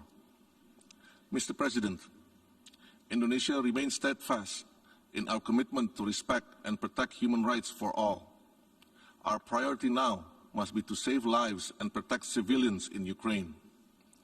We reaffirm our call to all parties to stop the hostilities and to spare no efforts to achieve peace through dialogue and diplomacy. This is the only way we can end the suffering and senseless loss of lives in Ukraine and to prevent the increasing negative impact of the war beyond the region. So we must stop the war, and I repeat, we must stop the war now, otherwise we will all suffer. Thank you, Mr. President. I thank the distinguished representative of Indonesia. I now give the floor to the distinguished representative of Panama. Panamá ha decidido votar a favor de la resolución Suspensión de los derechos de la membresía de la Federación Rusia en el Consejo de Derechos Humanos, en virtud de su apoyo a los principios y propósitos de la Carta de las Naciones Unidas y al pilar de los derechos humanos, y en especial porque los Estados miembros deben cumplir con sus compromisos en la esfera de los derechos humanos al ser electos ante este principal órgano de las Naciones Unidas. Panamá, fiel de su vocación multilateralista y defensora de los derechos humanos, apoya la participación de los Estados miembros en los órganos internacionales. Por eso, en términos generales, no apoyamos la separación de un miembro de la membresía de los foros multilaterales.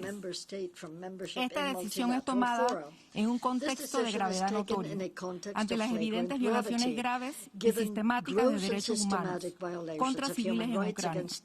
Panamá, preocupada por la grave situación, se encuentra frente al imperativo de apoyar esta iniciativa que ha llevado a la Asamblea General de las Naciones Unidas a considerar la suspensión temporal de un Estado miembro de este órgano principal de derechos humanos. Señor Presidente, Este escenario ya lo vivimos en el año 2011, cuando un Estado, Libia, fue suspendido del Consejo de Derechos Humanos por un periodo de 8 meses. Panamá en su momento apoyó esta iniciativa temporal y posteriormente copatrocinó la resolución que permitió su admisión. Panamá emite hoy su voto en espera que la decisión sea de carácter temporal, priorizando que los Estados miembros mantengan su apego a los principios de respeto de los más altos estándares de derechos humanos. Por ello, destacamos la necesidad de garantizar la universalidad en el examen de las cuestiones de derechos humanos, incluyendo la aplicación del párrafo 8 de la resolución 60/251, para evitar señales contradictorias al evaluar los casos de violaciones de derechos humanos. Señor presidente, quiero terminar la intervención de mi país exhortando nuevamente llamado al diálogo y a la diplomacia para una resolución pacífica del conflicto. Estamos plenamente convencidos de que será a través del diálogo y el entendimiento que este devastador conflicto llegará a su fin y regresaremos al camino de la paz y la solidaridad. Gracias, señor presidente. I thank the distinguished representative of Panama. I now give the floor to the distinguished representative of Thailand. Mr. President, Thailand voted to abstain on the resolution because of the overriding importance that we attach to a transparent, impartial, and inclusive approach in the multilateral regime. A decision to suspend the membership of a member state in any United Nations body cannot be taken lightly. The process must be done through careful consultations based on principles, verified facts, and taking into account constructive opinions as well as foreseeable consequences. We express our deepest condolences to the people of Ukraine and the bereaved families who lost their loved ones from the ongoing war in Ukraine. We are deeply concerned with the escalation of conflicts and humanitarian crises in Ukraine, while believing that prompt action must be taken in response to all alleged human rights atrocities against civilians, including in Bucha. We are of the view that any action taken should be impartial, transparent, and comprehensive. To objectively consider the situations, it would require well-rounded established facts and additional concrete evidence proven by reliable sources, including those presented to international courts. We thus support the United Nations Secretary General's call for an independent investigation to ensure accountability and hope that the Independent International Commission of Inquiry established by the Human Rights Council would be able to commence its work soonest to investigate the serious allegations in an impartial, transparent, and comprehensive manner. We strongly urge all parties to fully comply with international humanitarian law and international human rights law, and to protect civilians and civilian objects, as well as ensure unhindered provision of humanitarian assistance without discrimination. Another life lost is another life too many. On our part, Thailand continues to provide humanitarian assistance to support those suffering from the conflict in Ukraine, in line with the HRC's principles of non-selectivity and constructive dialogue. We reiterate our strong support of the continuation of political dialogues as the only way to end a humanitarian crisis is to end the dispute. Thus, Thailand once again calls for utmost efforts by all parties and the international community to cease and desist the aggravation of fighting and continue our maximum endeavor on ending the conflict. Thailand reiterates our call for a continuation of political dialogues between the concerned parties to find peaceful and sustainable solutions. Thank you, Mr. President.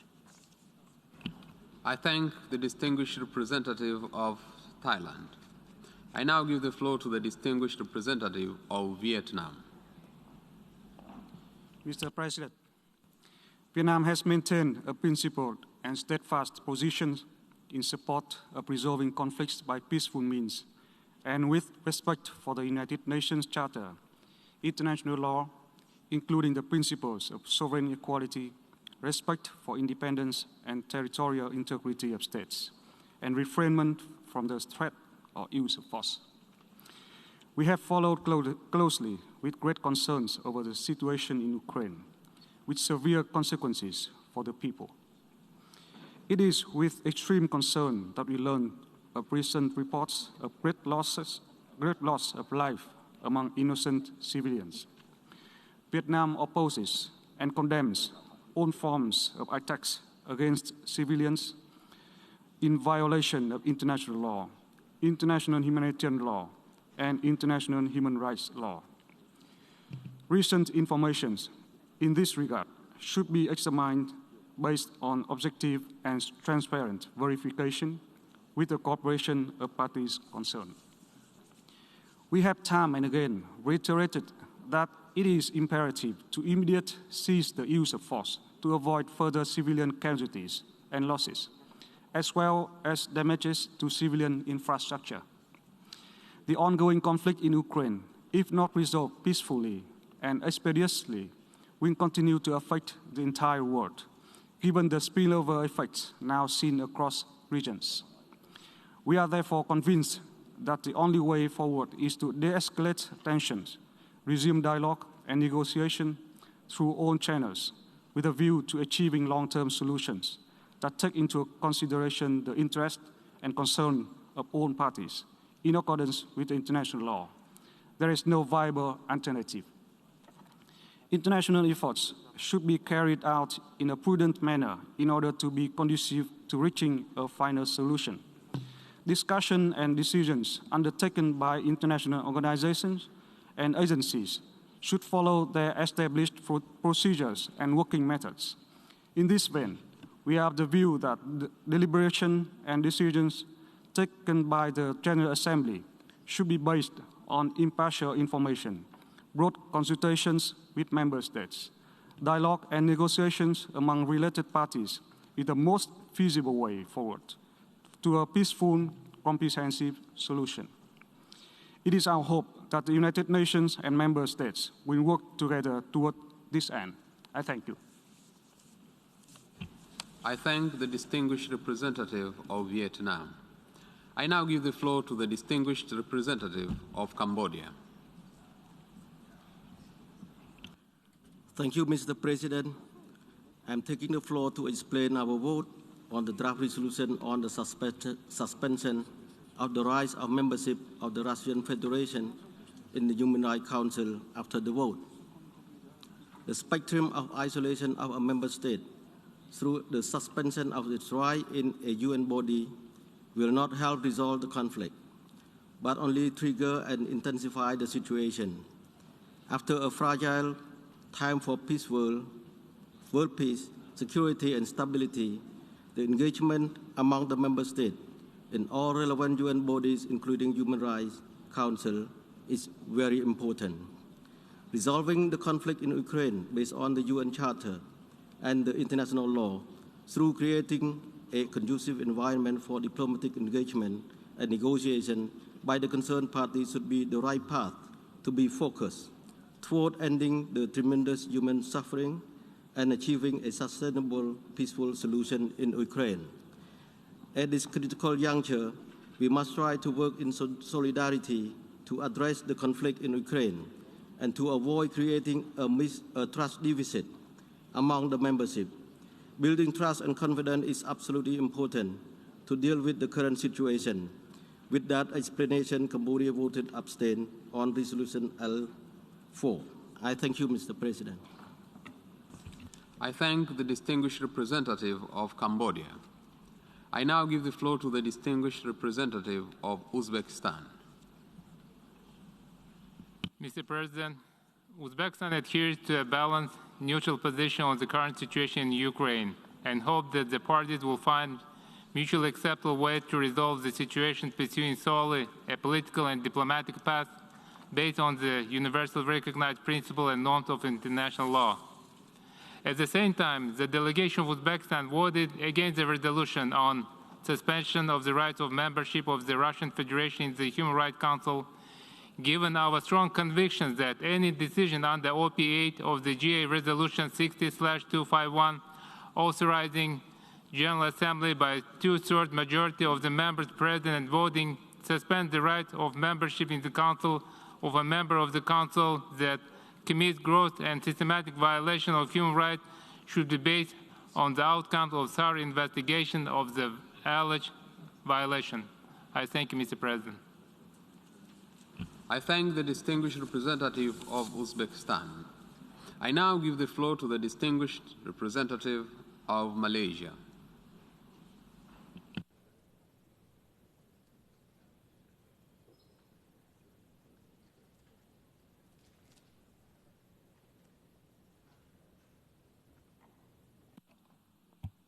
Mr. President, Malaysia remains deeply concerned with the worsening situation in Ukraine and continues to closely monitor developments, including the humanitarian situation on the ground. We are greatly disturbed with reports of alleged human rights abuses and violations. We firmly believe that those who commit gross violations of human rights must be held accountable. We also firmly believe that it is imperative that such atrocities be verified in an impartial, transparent, and credible manner. In this regard, we support the call by the Secretary General to immediately commence independent investigations to guarantee effective accountability. Thus, Malaysia is of the view that the critical decision, such as the suspension of a member of the Human Rights Council, must not be made in haste and should not prejudge the outcome of such investigations.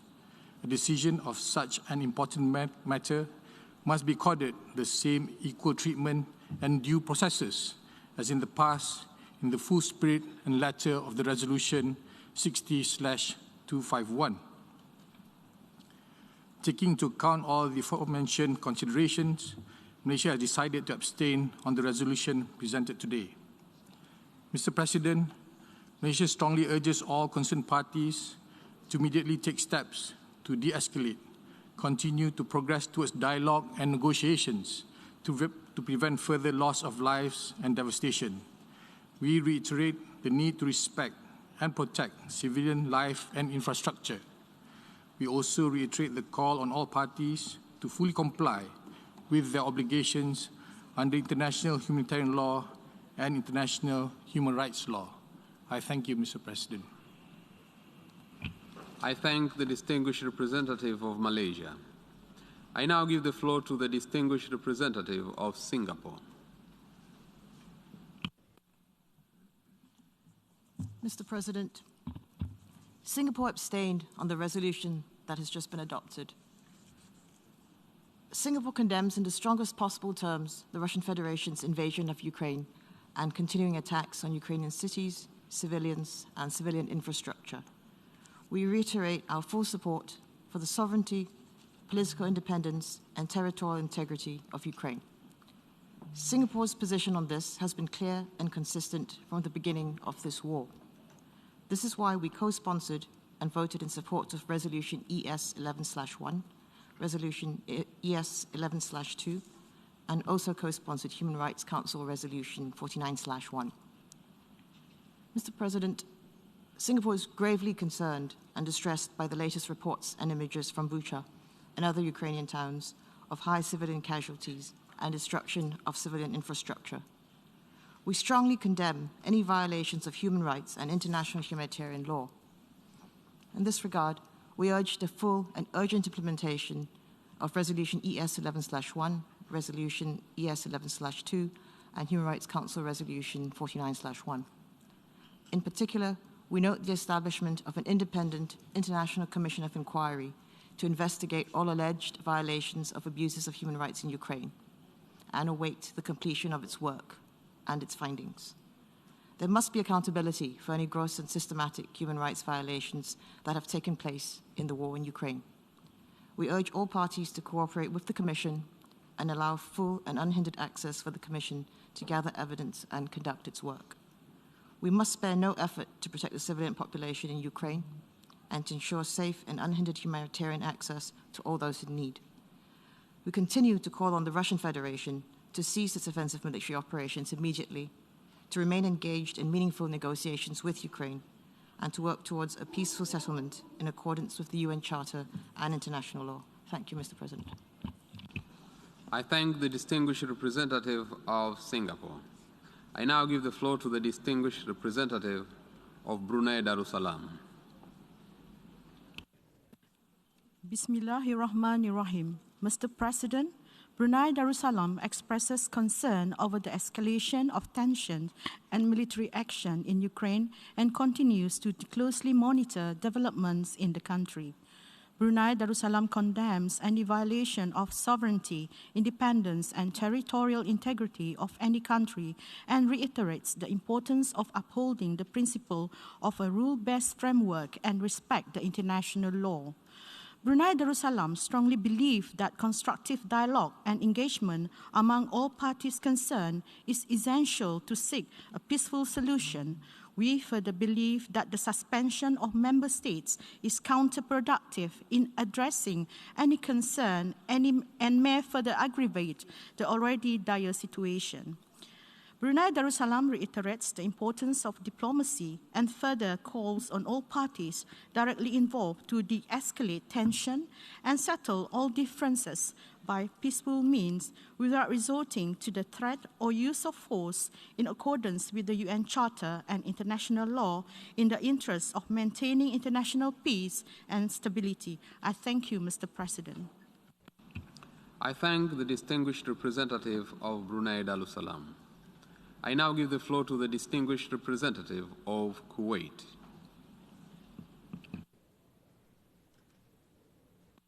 شكرا السيد الرئيس.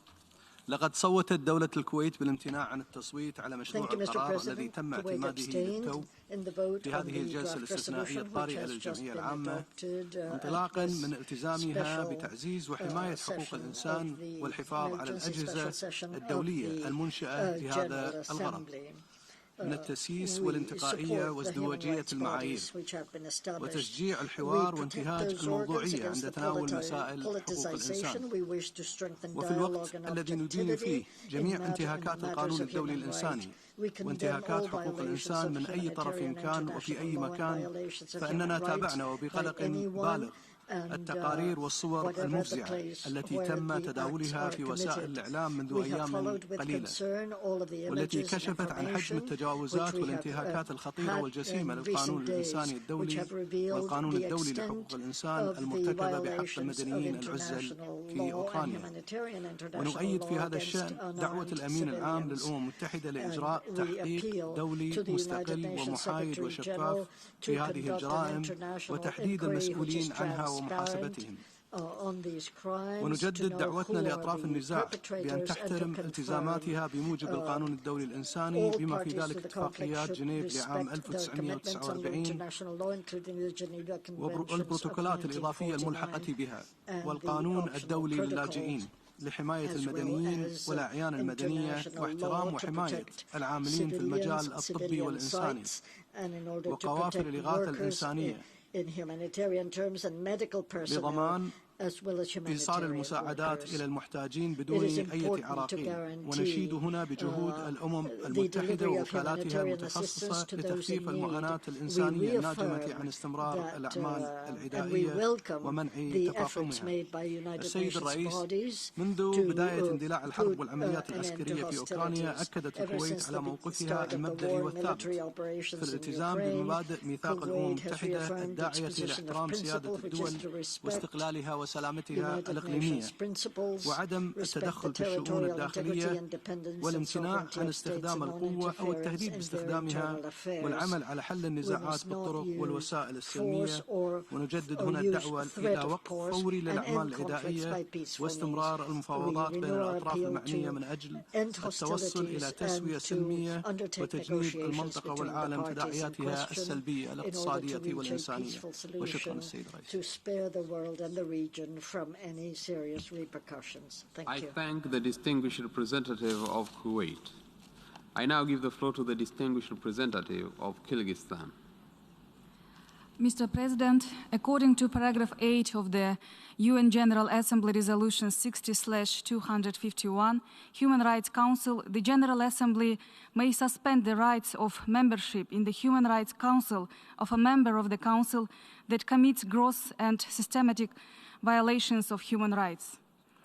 This paragraph requires that there should be confirmed facts of gross and systematic violations of human rights.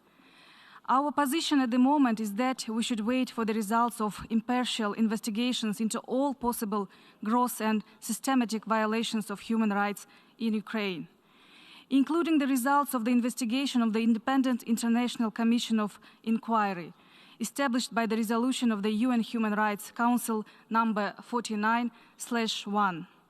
We are following the situation in Ukraine with great concern. It is especially alarming that fraternal peoples are involved in this conflict and human casualties could not be avoided. We express our grave concern over the deteriorating humanitarian situation in Ukraine. In this regard, it is important to ensure the full protection of civilians, primarily women and children, as well as medical and humanitarian personnel. What is happening today, it is a real tragedy, the occurrence of which, unfortunately, was allowed by the entire world community. Kyrgyzstan expresses the opinion that the text of the draft resolution under consideration today on the suspension of membership of the Russian Federation in the UN Human Rights Council is characterized as politically driven. We are in favor of conducting an independent investigation, examining the results and facts provided by both sides. Mr. President, our position is clear. Any conflict must be resolved exclusively by political and diplomatic means, including through the creation of new formats and mechanisms. I thank you. I thank the distinguished representative of Kyrgyzstan. I now give the floor to the distinguished representative of Algeria. Thank you, Mr. President.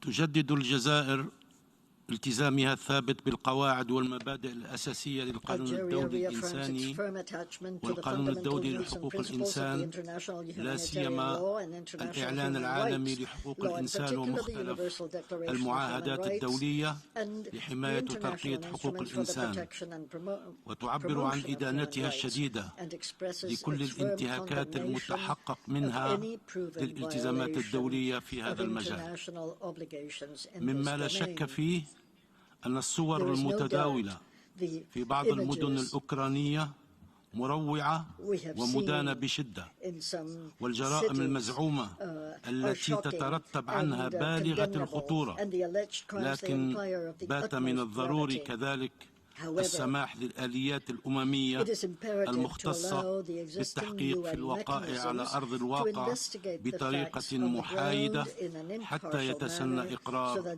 العدالة لجميع الضحايا الأبرياء. إن ضمان قيام آليات الأمم المتحدة المختصة بولاياتها ومهامها وفقا لقواعد القانون الدولي وقرارات الأمم المتحدة ذات الصلة، بعيدا عن أي تدخل أو حكم مسبق، يشكل بالنسبة للجزائر شرطا لا غنى عنه لإثبات الوقائع بشأن أي انتهاكات صارخة وممنهجة لحقوق الإنسان. وفي هذا الصدد تدعو الجزائر إلى احترام مبادئ العالمية الموضوعية واللا انتقائية التي تشكل حجر الزاوية في عمل مجلس حقوق الإنسان، مع النأي بهذا الأخير عن أي تجاذبات سياسية من شأنها التأثير على دور ومهام هذه الهيئة الأممية المحورية وتعاطيها الحيادي مع مسائل حقوق الإنسان، بما يعزز سبل الحوار والتعاون البناءين. ويرى وفد بلادي أن الجهود الدولية المتعددة الأطراف تستوجب تعزيز الحوار والتعاون بعيدا عن أي إقصاء، بغض النظر عن اختلافات المواقف ومدى تبايناتها. إن الرغبة في تعليق عضوية أي دولة منتخبة من قبل المجموعة الدولية ومن أي هيئة أممية ليس من شأنه أن يساهم في تعزيز روح العمل والتعاون متعدد الأطراف. إن الجزائر التي تؤكد مجددا دعمها للمفاوضات المباشرة بين روسيا وأوكرانيا من أجل وقف العمليات العسكرية والتكفل العاجل بالأزمة الإنسانية، تجدد دعوتها لتكثيف الجهود الدبلوماسية الدولية الرامية لحل الأزمة الراهنة بما يمكن من منع الانهيار المتزايد للمعايير الدبلوماسية والتوصل في أقرب وقت ممكن إلى حل سياسي يضمن الحفاظ على سيادة الدول وسلامة أراضيها ومصالحها الحيوية المشروعة. إن بلادي التي انخرطت بحسن نية في جهود المساعي الحميدة في إطار مجموعة الاتصال العربية التي اجتمعت مؤخرا بالأطراف المعنية تهيب بالمجتمع الدولي الامتناع عن أي عمل من شأنه أن يحيق المفاوضات الجارية ويطيل أمد الأزمة التي أصبحت الآن عواقبها الوخيمة وبأبعادها المتعددة تؤثر سلبا على جميع دول العالم. وعلى أساس هذه الأسباب وهذه الاعتبارات فإن وفد الجزائر صوت ضد مشروع القرار. I thank you, Mr. President. I thank the distinguished representative of Algeria. I now give the floor to the distinguished representative of Peru.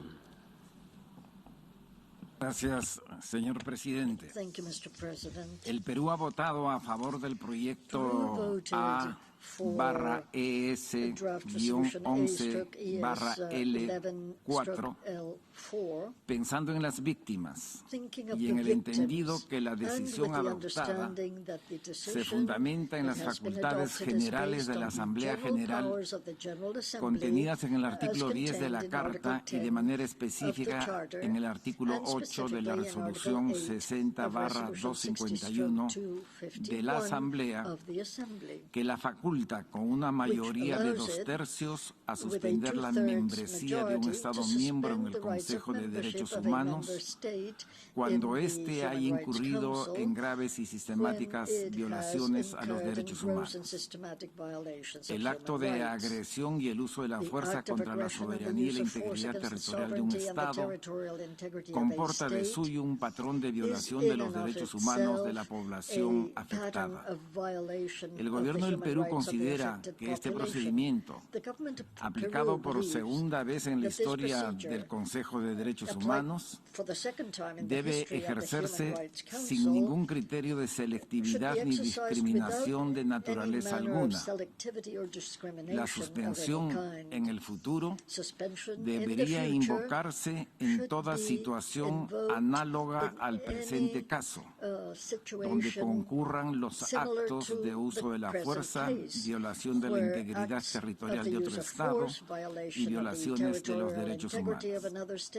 En ese contexto, el de una resolución adoptada en el ámbito de las responsabilidades y el mandato de la Asamblea General, el gobierno del Perú considera que ella no prejuzga las acciones de tutela que están realizando o pueden realizar los diversos mecanismos del Consejo de Derechos Humanos. Estas investigaciones deben realizarse sin ningún tipo de predeterminación política, con independencia, neutralidad y en función exclusiva de los derechos de las víctimas, su protección y la lucha contra la impunidad.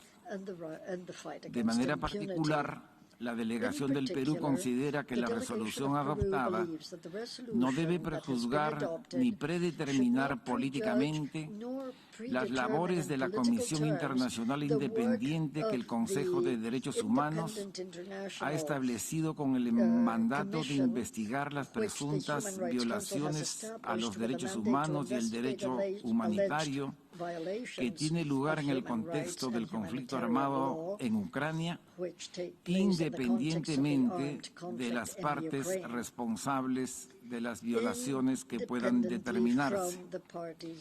Estas investigaciones deben realizarse bajo los principios reconocidos internacionalmente de independencia, celeridad, objetividad y no discriminación. Esto es más urgente e imperativo para la investigación de las matanzas producidas en la localidad de Bucha. Muchas gracias, señor presidente. Thank you, Mr. President. I thank the distinguished representative of Peru. I now give the floor to the distinguished representative of Saudi Arabia.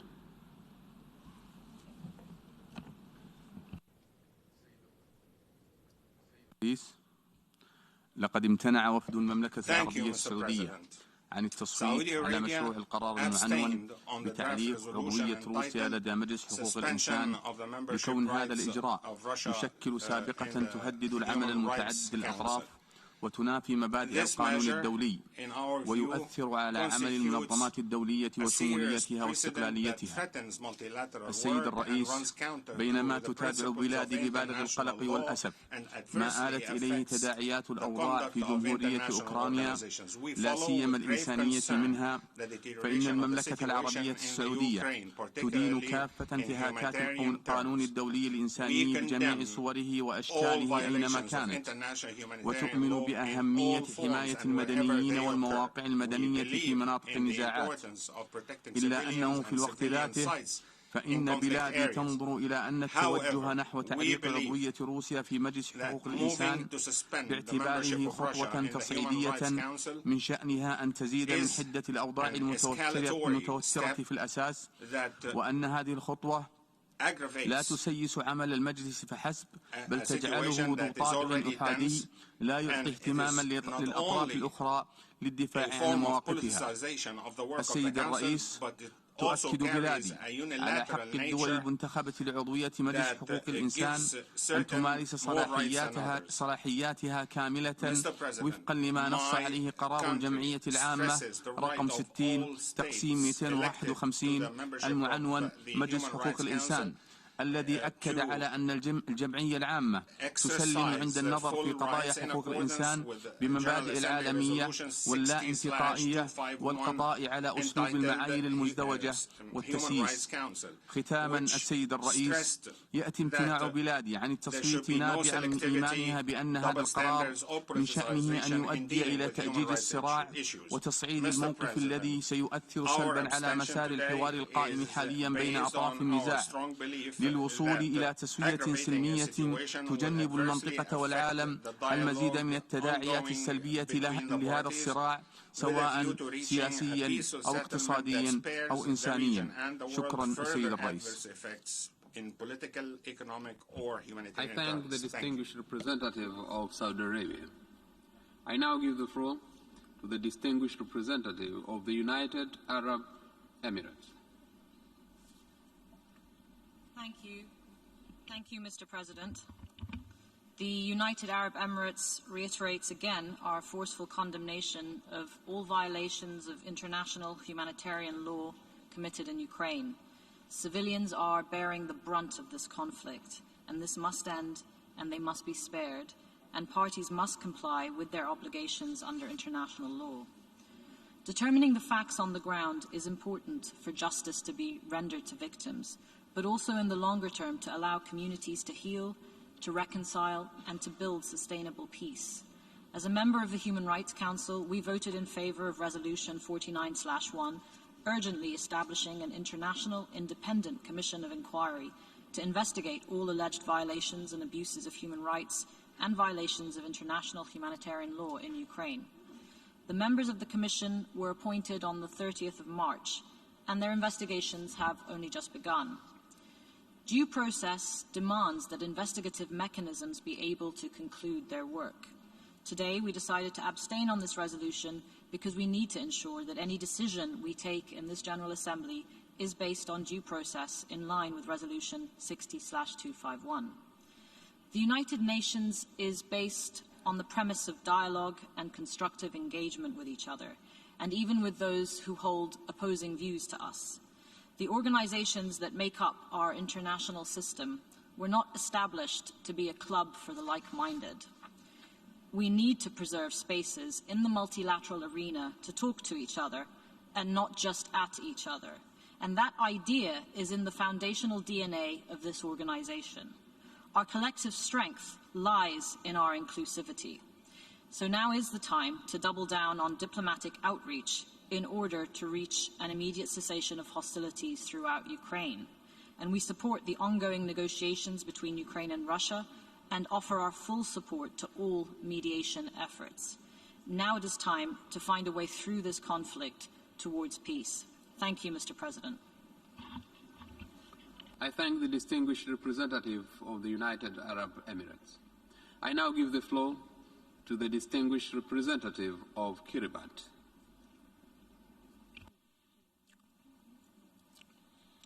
Thank you, Mr. President, and thank you for convening us on this emergency session to deliberate on a draft resolution that's already been passed, which has the effect of suspending a member of the Human Rights Council in line with a provision in a past General Assembly resolution that allows the General Assembly to suspend the rights of a member to sit and participate in the Human Rights Council if such member has committed gross violations of human rights.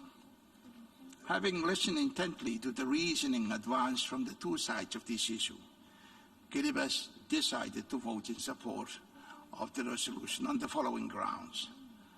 First, the images of hundreds or thousands of human beings killed, of innocent human beings killed in Ukraine during the course of the past 42 days is a heart and soul-breaking nightmare for all normal, conscientious, and peace-loving human beings.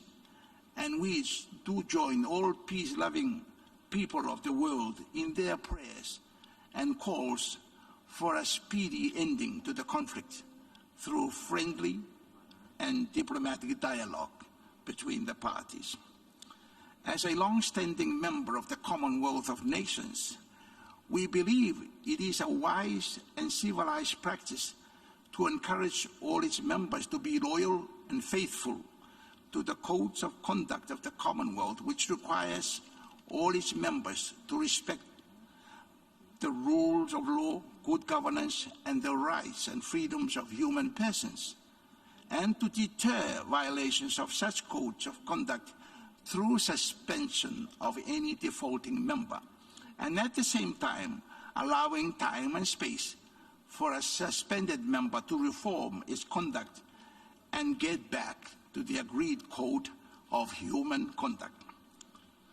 This practice has worked very well in the Commonwealth for decades, and we believe it can also work well for the United Nations on any member who is seen by an overwhelming majority of members to have seriously digressed from the codes of conduct for UN membership.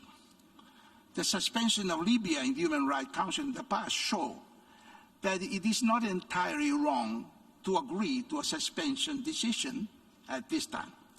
Once again, we join the whole humanity in calling on the parties concerned to put down their arms and to come together and become part of one happy global human family. I thank you. I thank the distinguished representative of Kiribati. We have heard the last speaker in explanations of vote after the vote. We'll now hear statements after the adoption of the resolution. I now give the floor to the distinguished representative of Russian Federation.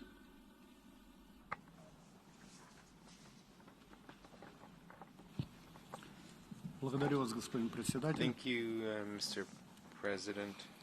Российская сторона рассматривает принятую Генеральной Ассамблеей ООН резолюцию о приостановлении членства Российской Федерации в Совете ООН по правам человека в качестве неправомерного и политически мотивированного шага в целях демонстративного наказания суверенного государства-члена ООН, осуществляющего независимую внутреннюю и внешнюю политику.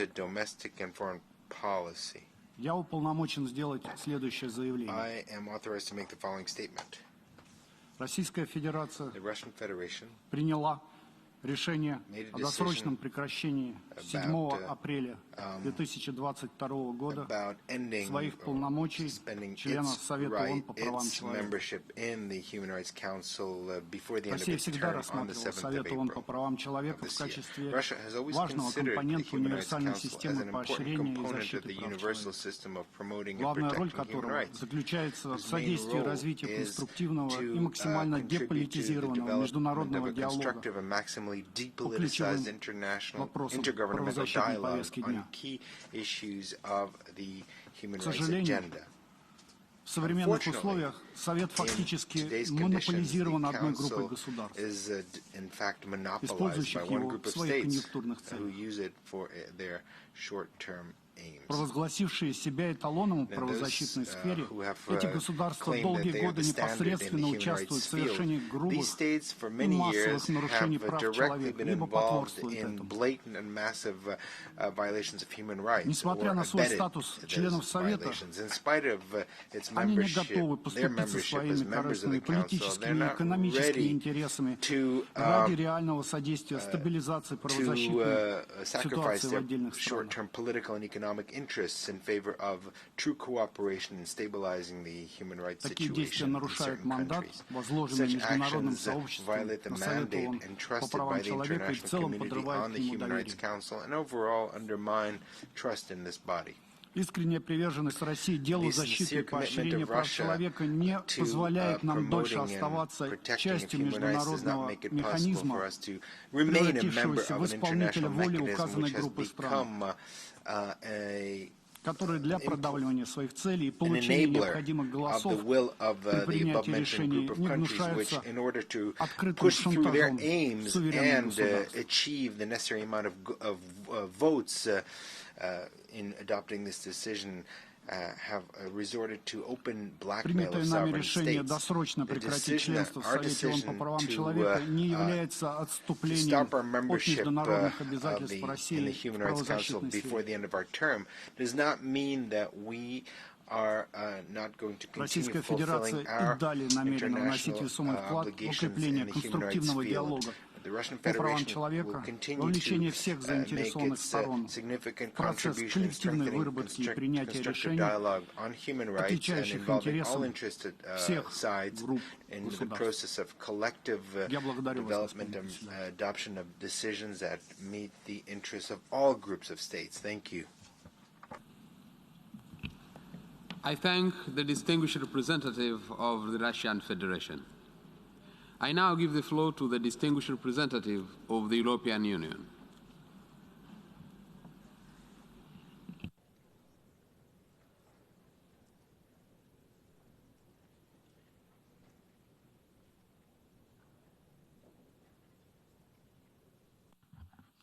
Thank you, Mr.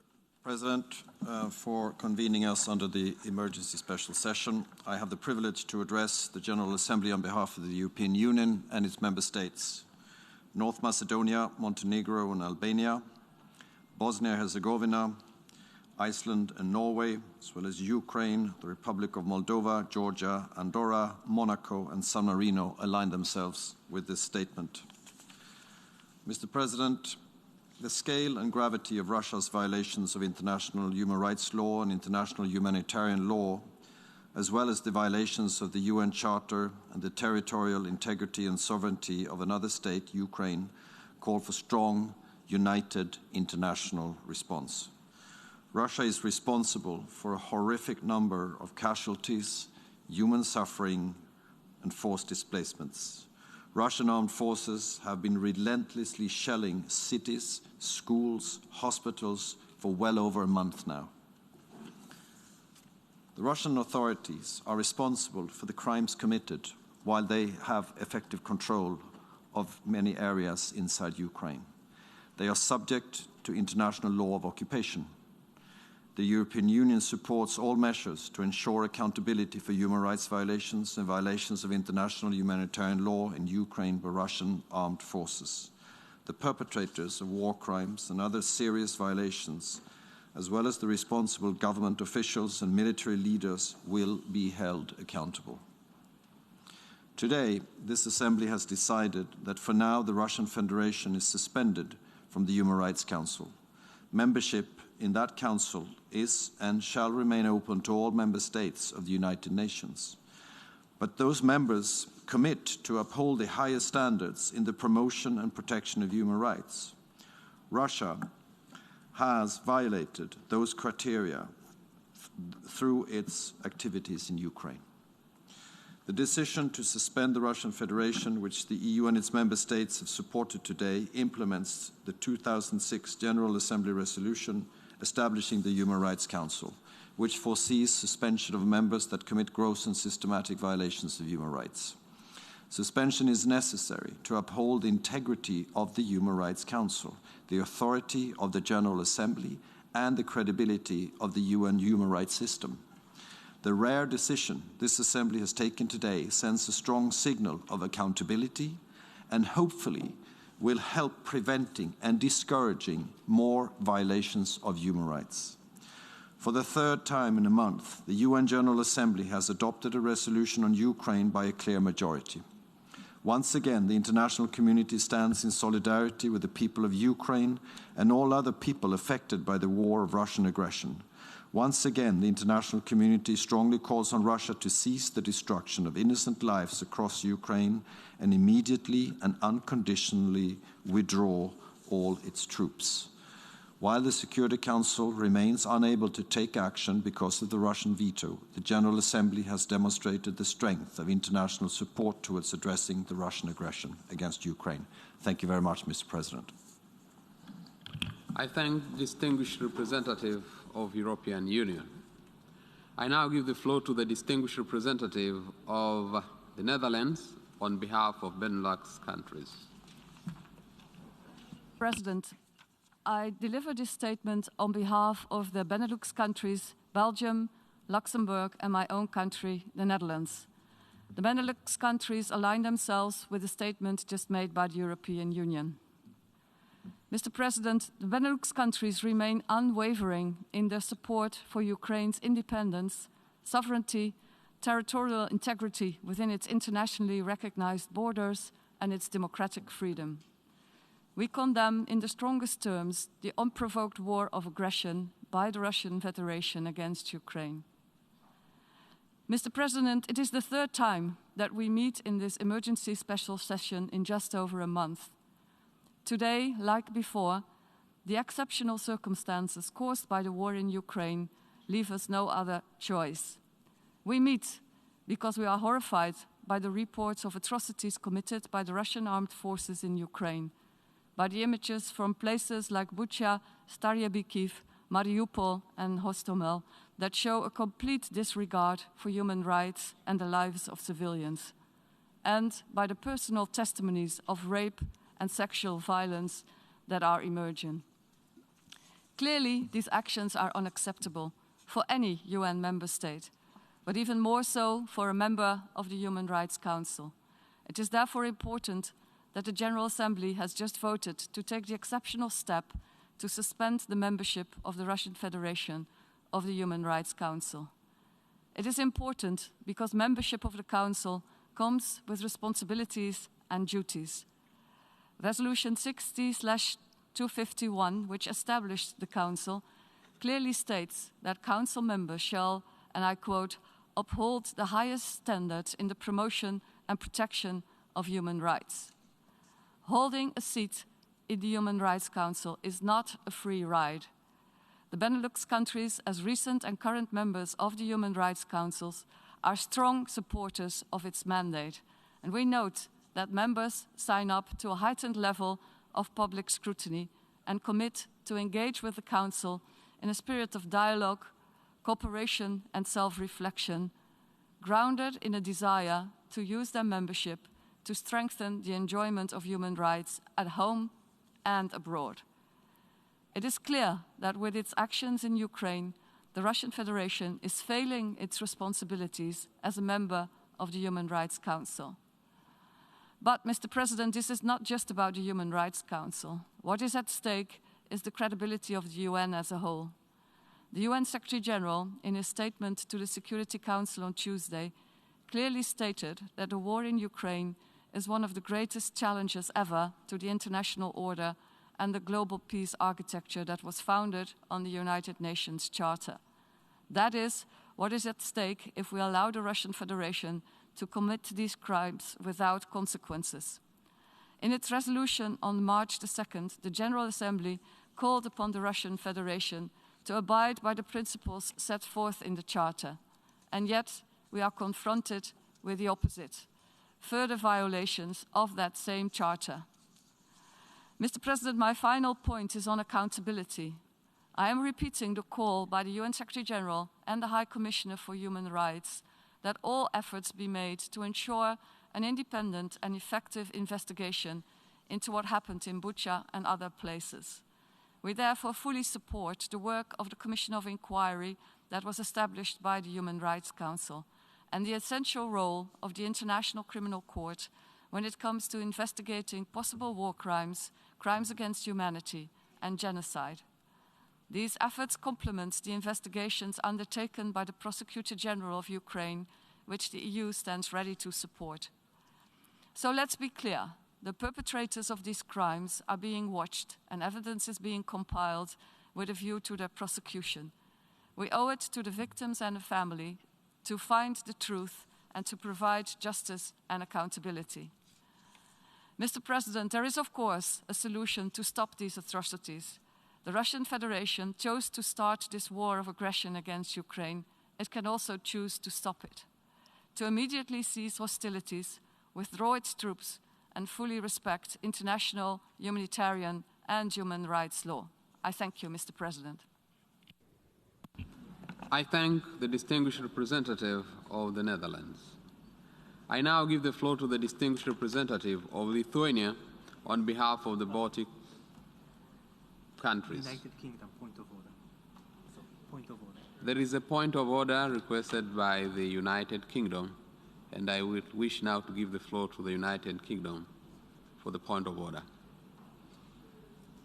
Many thanks, Mr. President. We're very sorry to take the floor and interrupt the flow of statements, but we would like to seek urgent clarification from the Russian delegation as to what precisely they just said in their statement. This General Assembly voted just a few moments ago to suspend them from the Human Rights Council, and that is now done. But it seemed to us that they were suggesting that they were also withdrawing from the Human Rights Council, which has a different effect. Now, setting aside the fact that that sounds like someone who has just been fired, tendering their resignation, may we just ask the Russian delegation to be precise on this point? Are they going to be sending a note verbal to member states and to the relevant authorities indicating their full and formal withdrawal from the Human Rights Council for the remainder of their term? We think that has a different effect in terms of the next actions that need to be taken and their status. Thank you, Mr. President.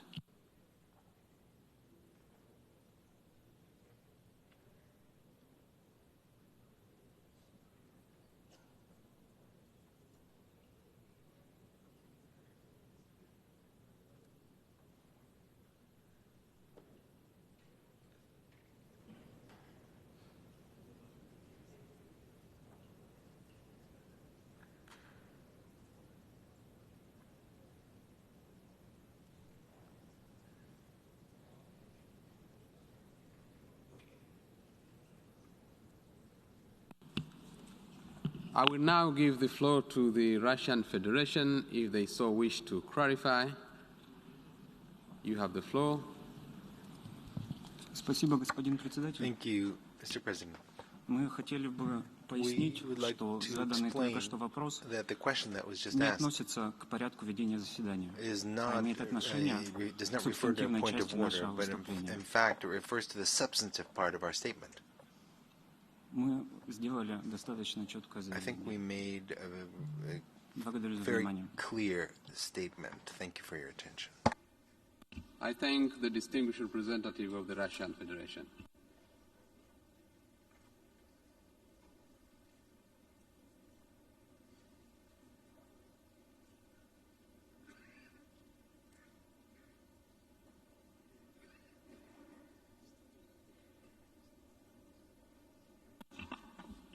I note that France is asking the floor for the point of order, and I give the floor to the distinguished representative of France. Merci, Monsieur le Président. Mon intervention n'est pas liée au point d'ordre, mais peut-être que les interprètes pourraient donner la précision. Nous pensons qu'il y a une divergence entre la version anglaise et la version française, puisque nous avons posé la question également de ce qu'était réellement la déclaration de la Fédération de Russie. Merci. I thank the distinguished representative of France for the statement. We have heard the last speaker in the statement after adoption of for this meeting. We shall hear the remaining speakers this afternoon at 3 p.m. in this hall. The meeting is adjourned.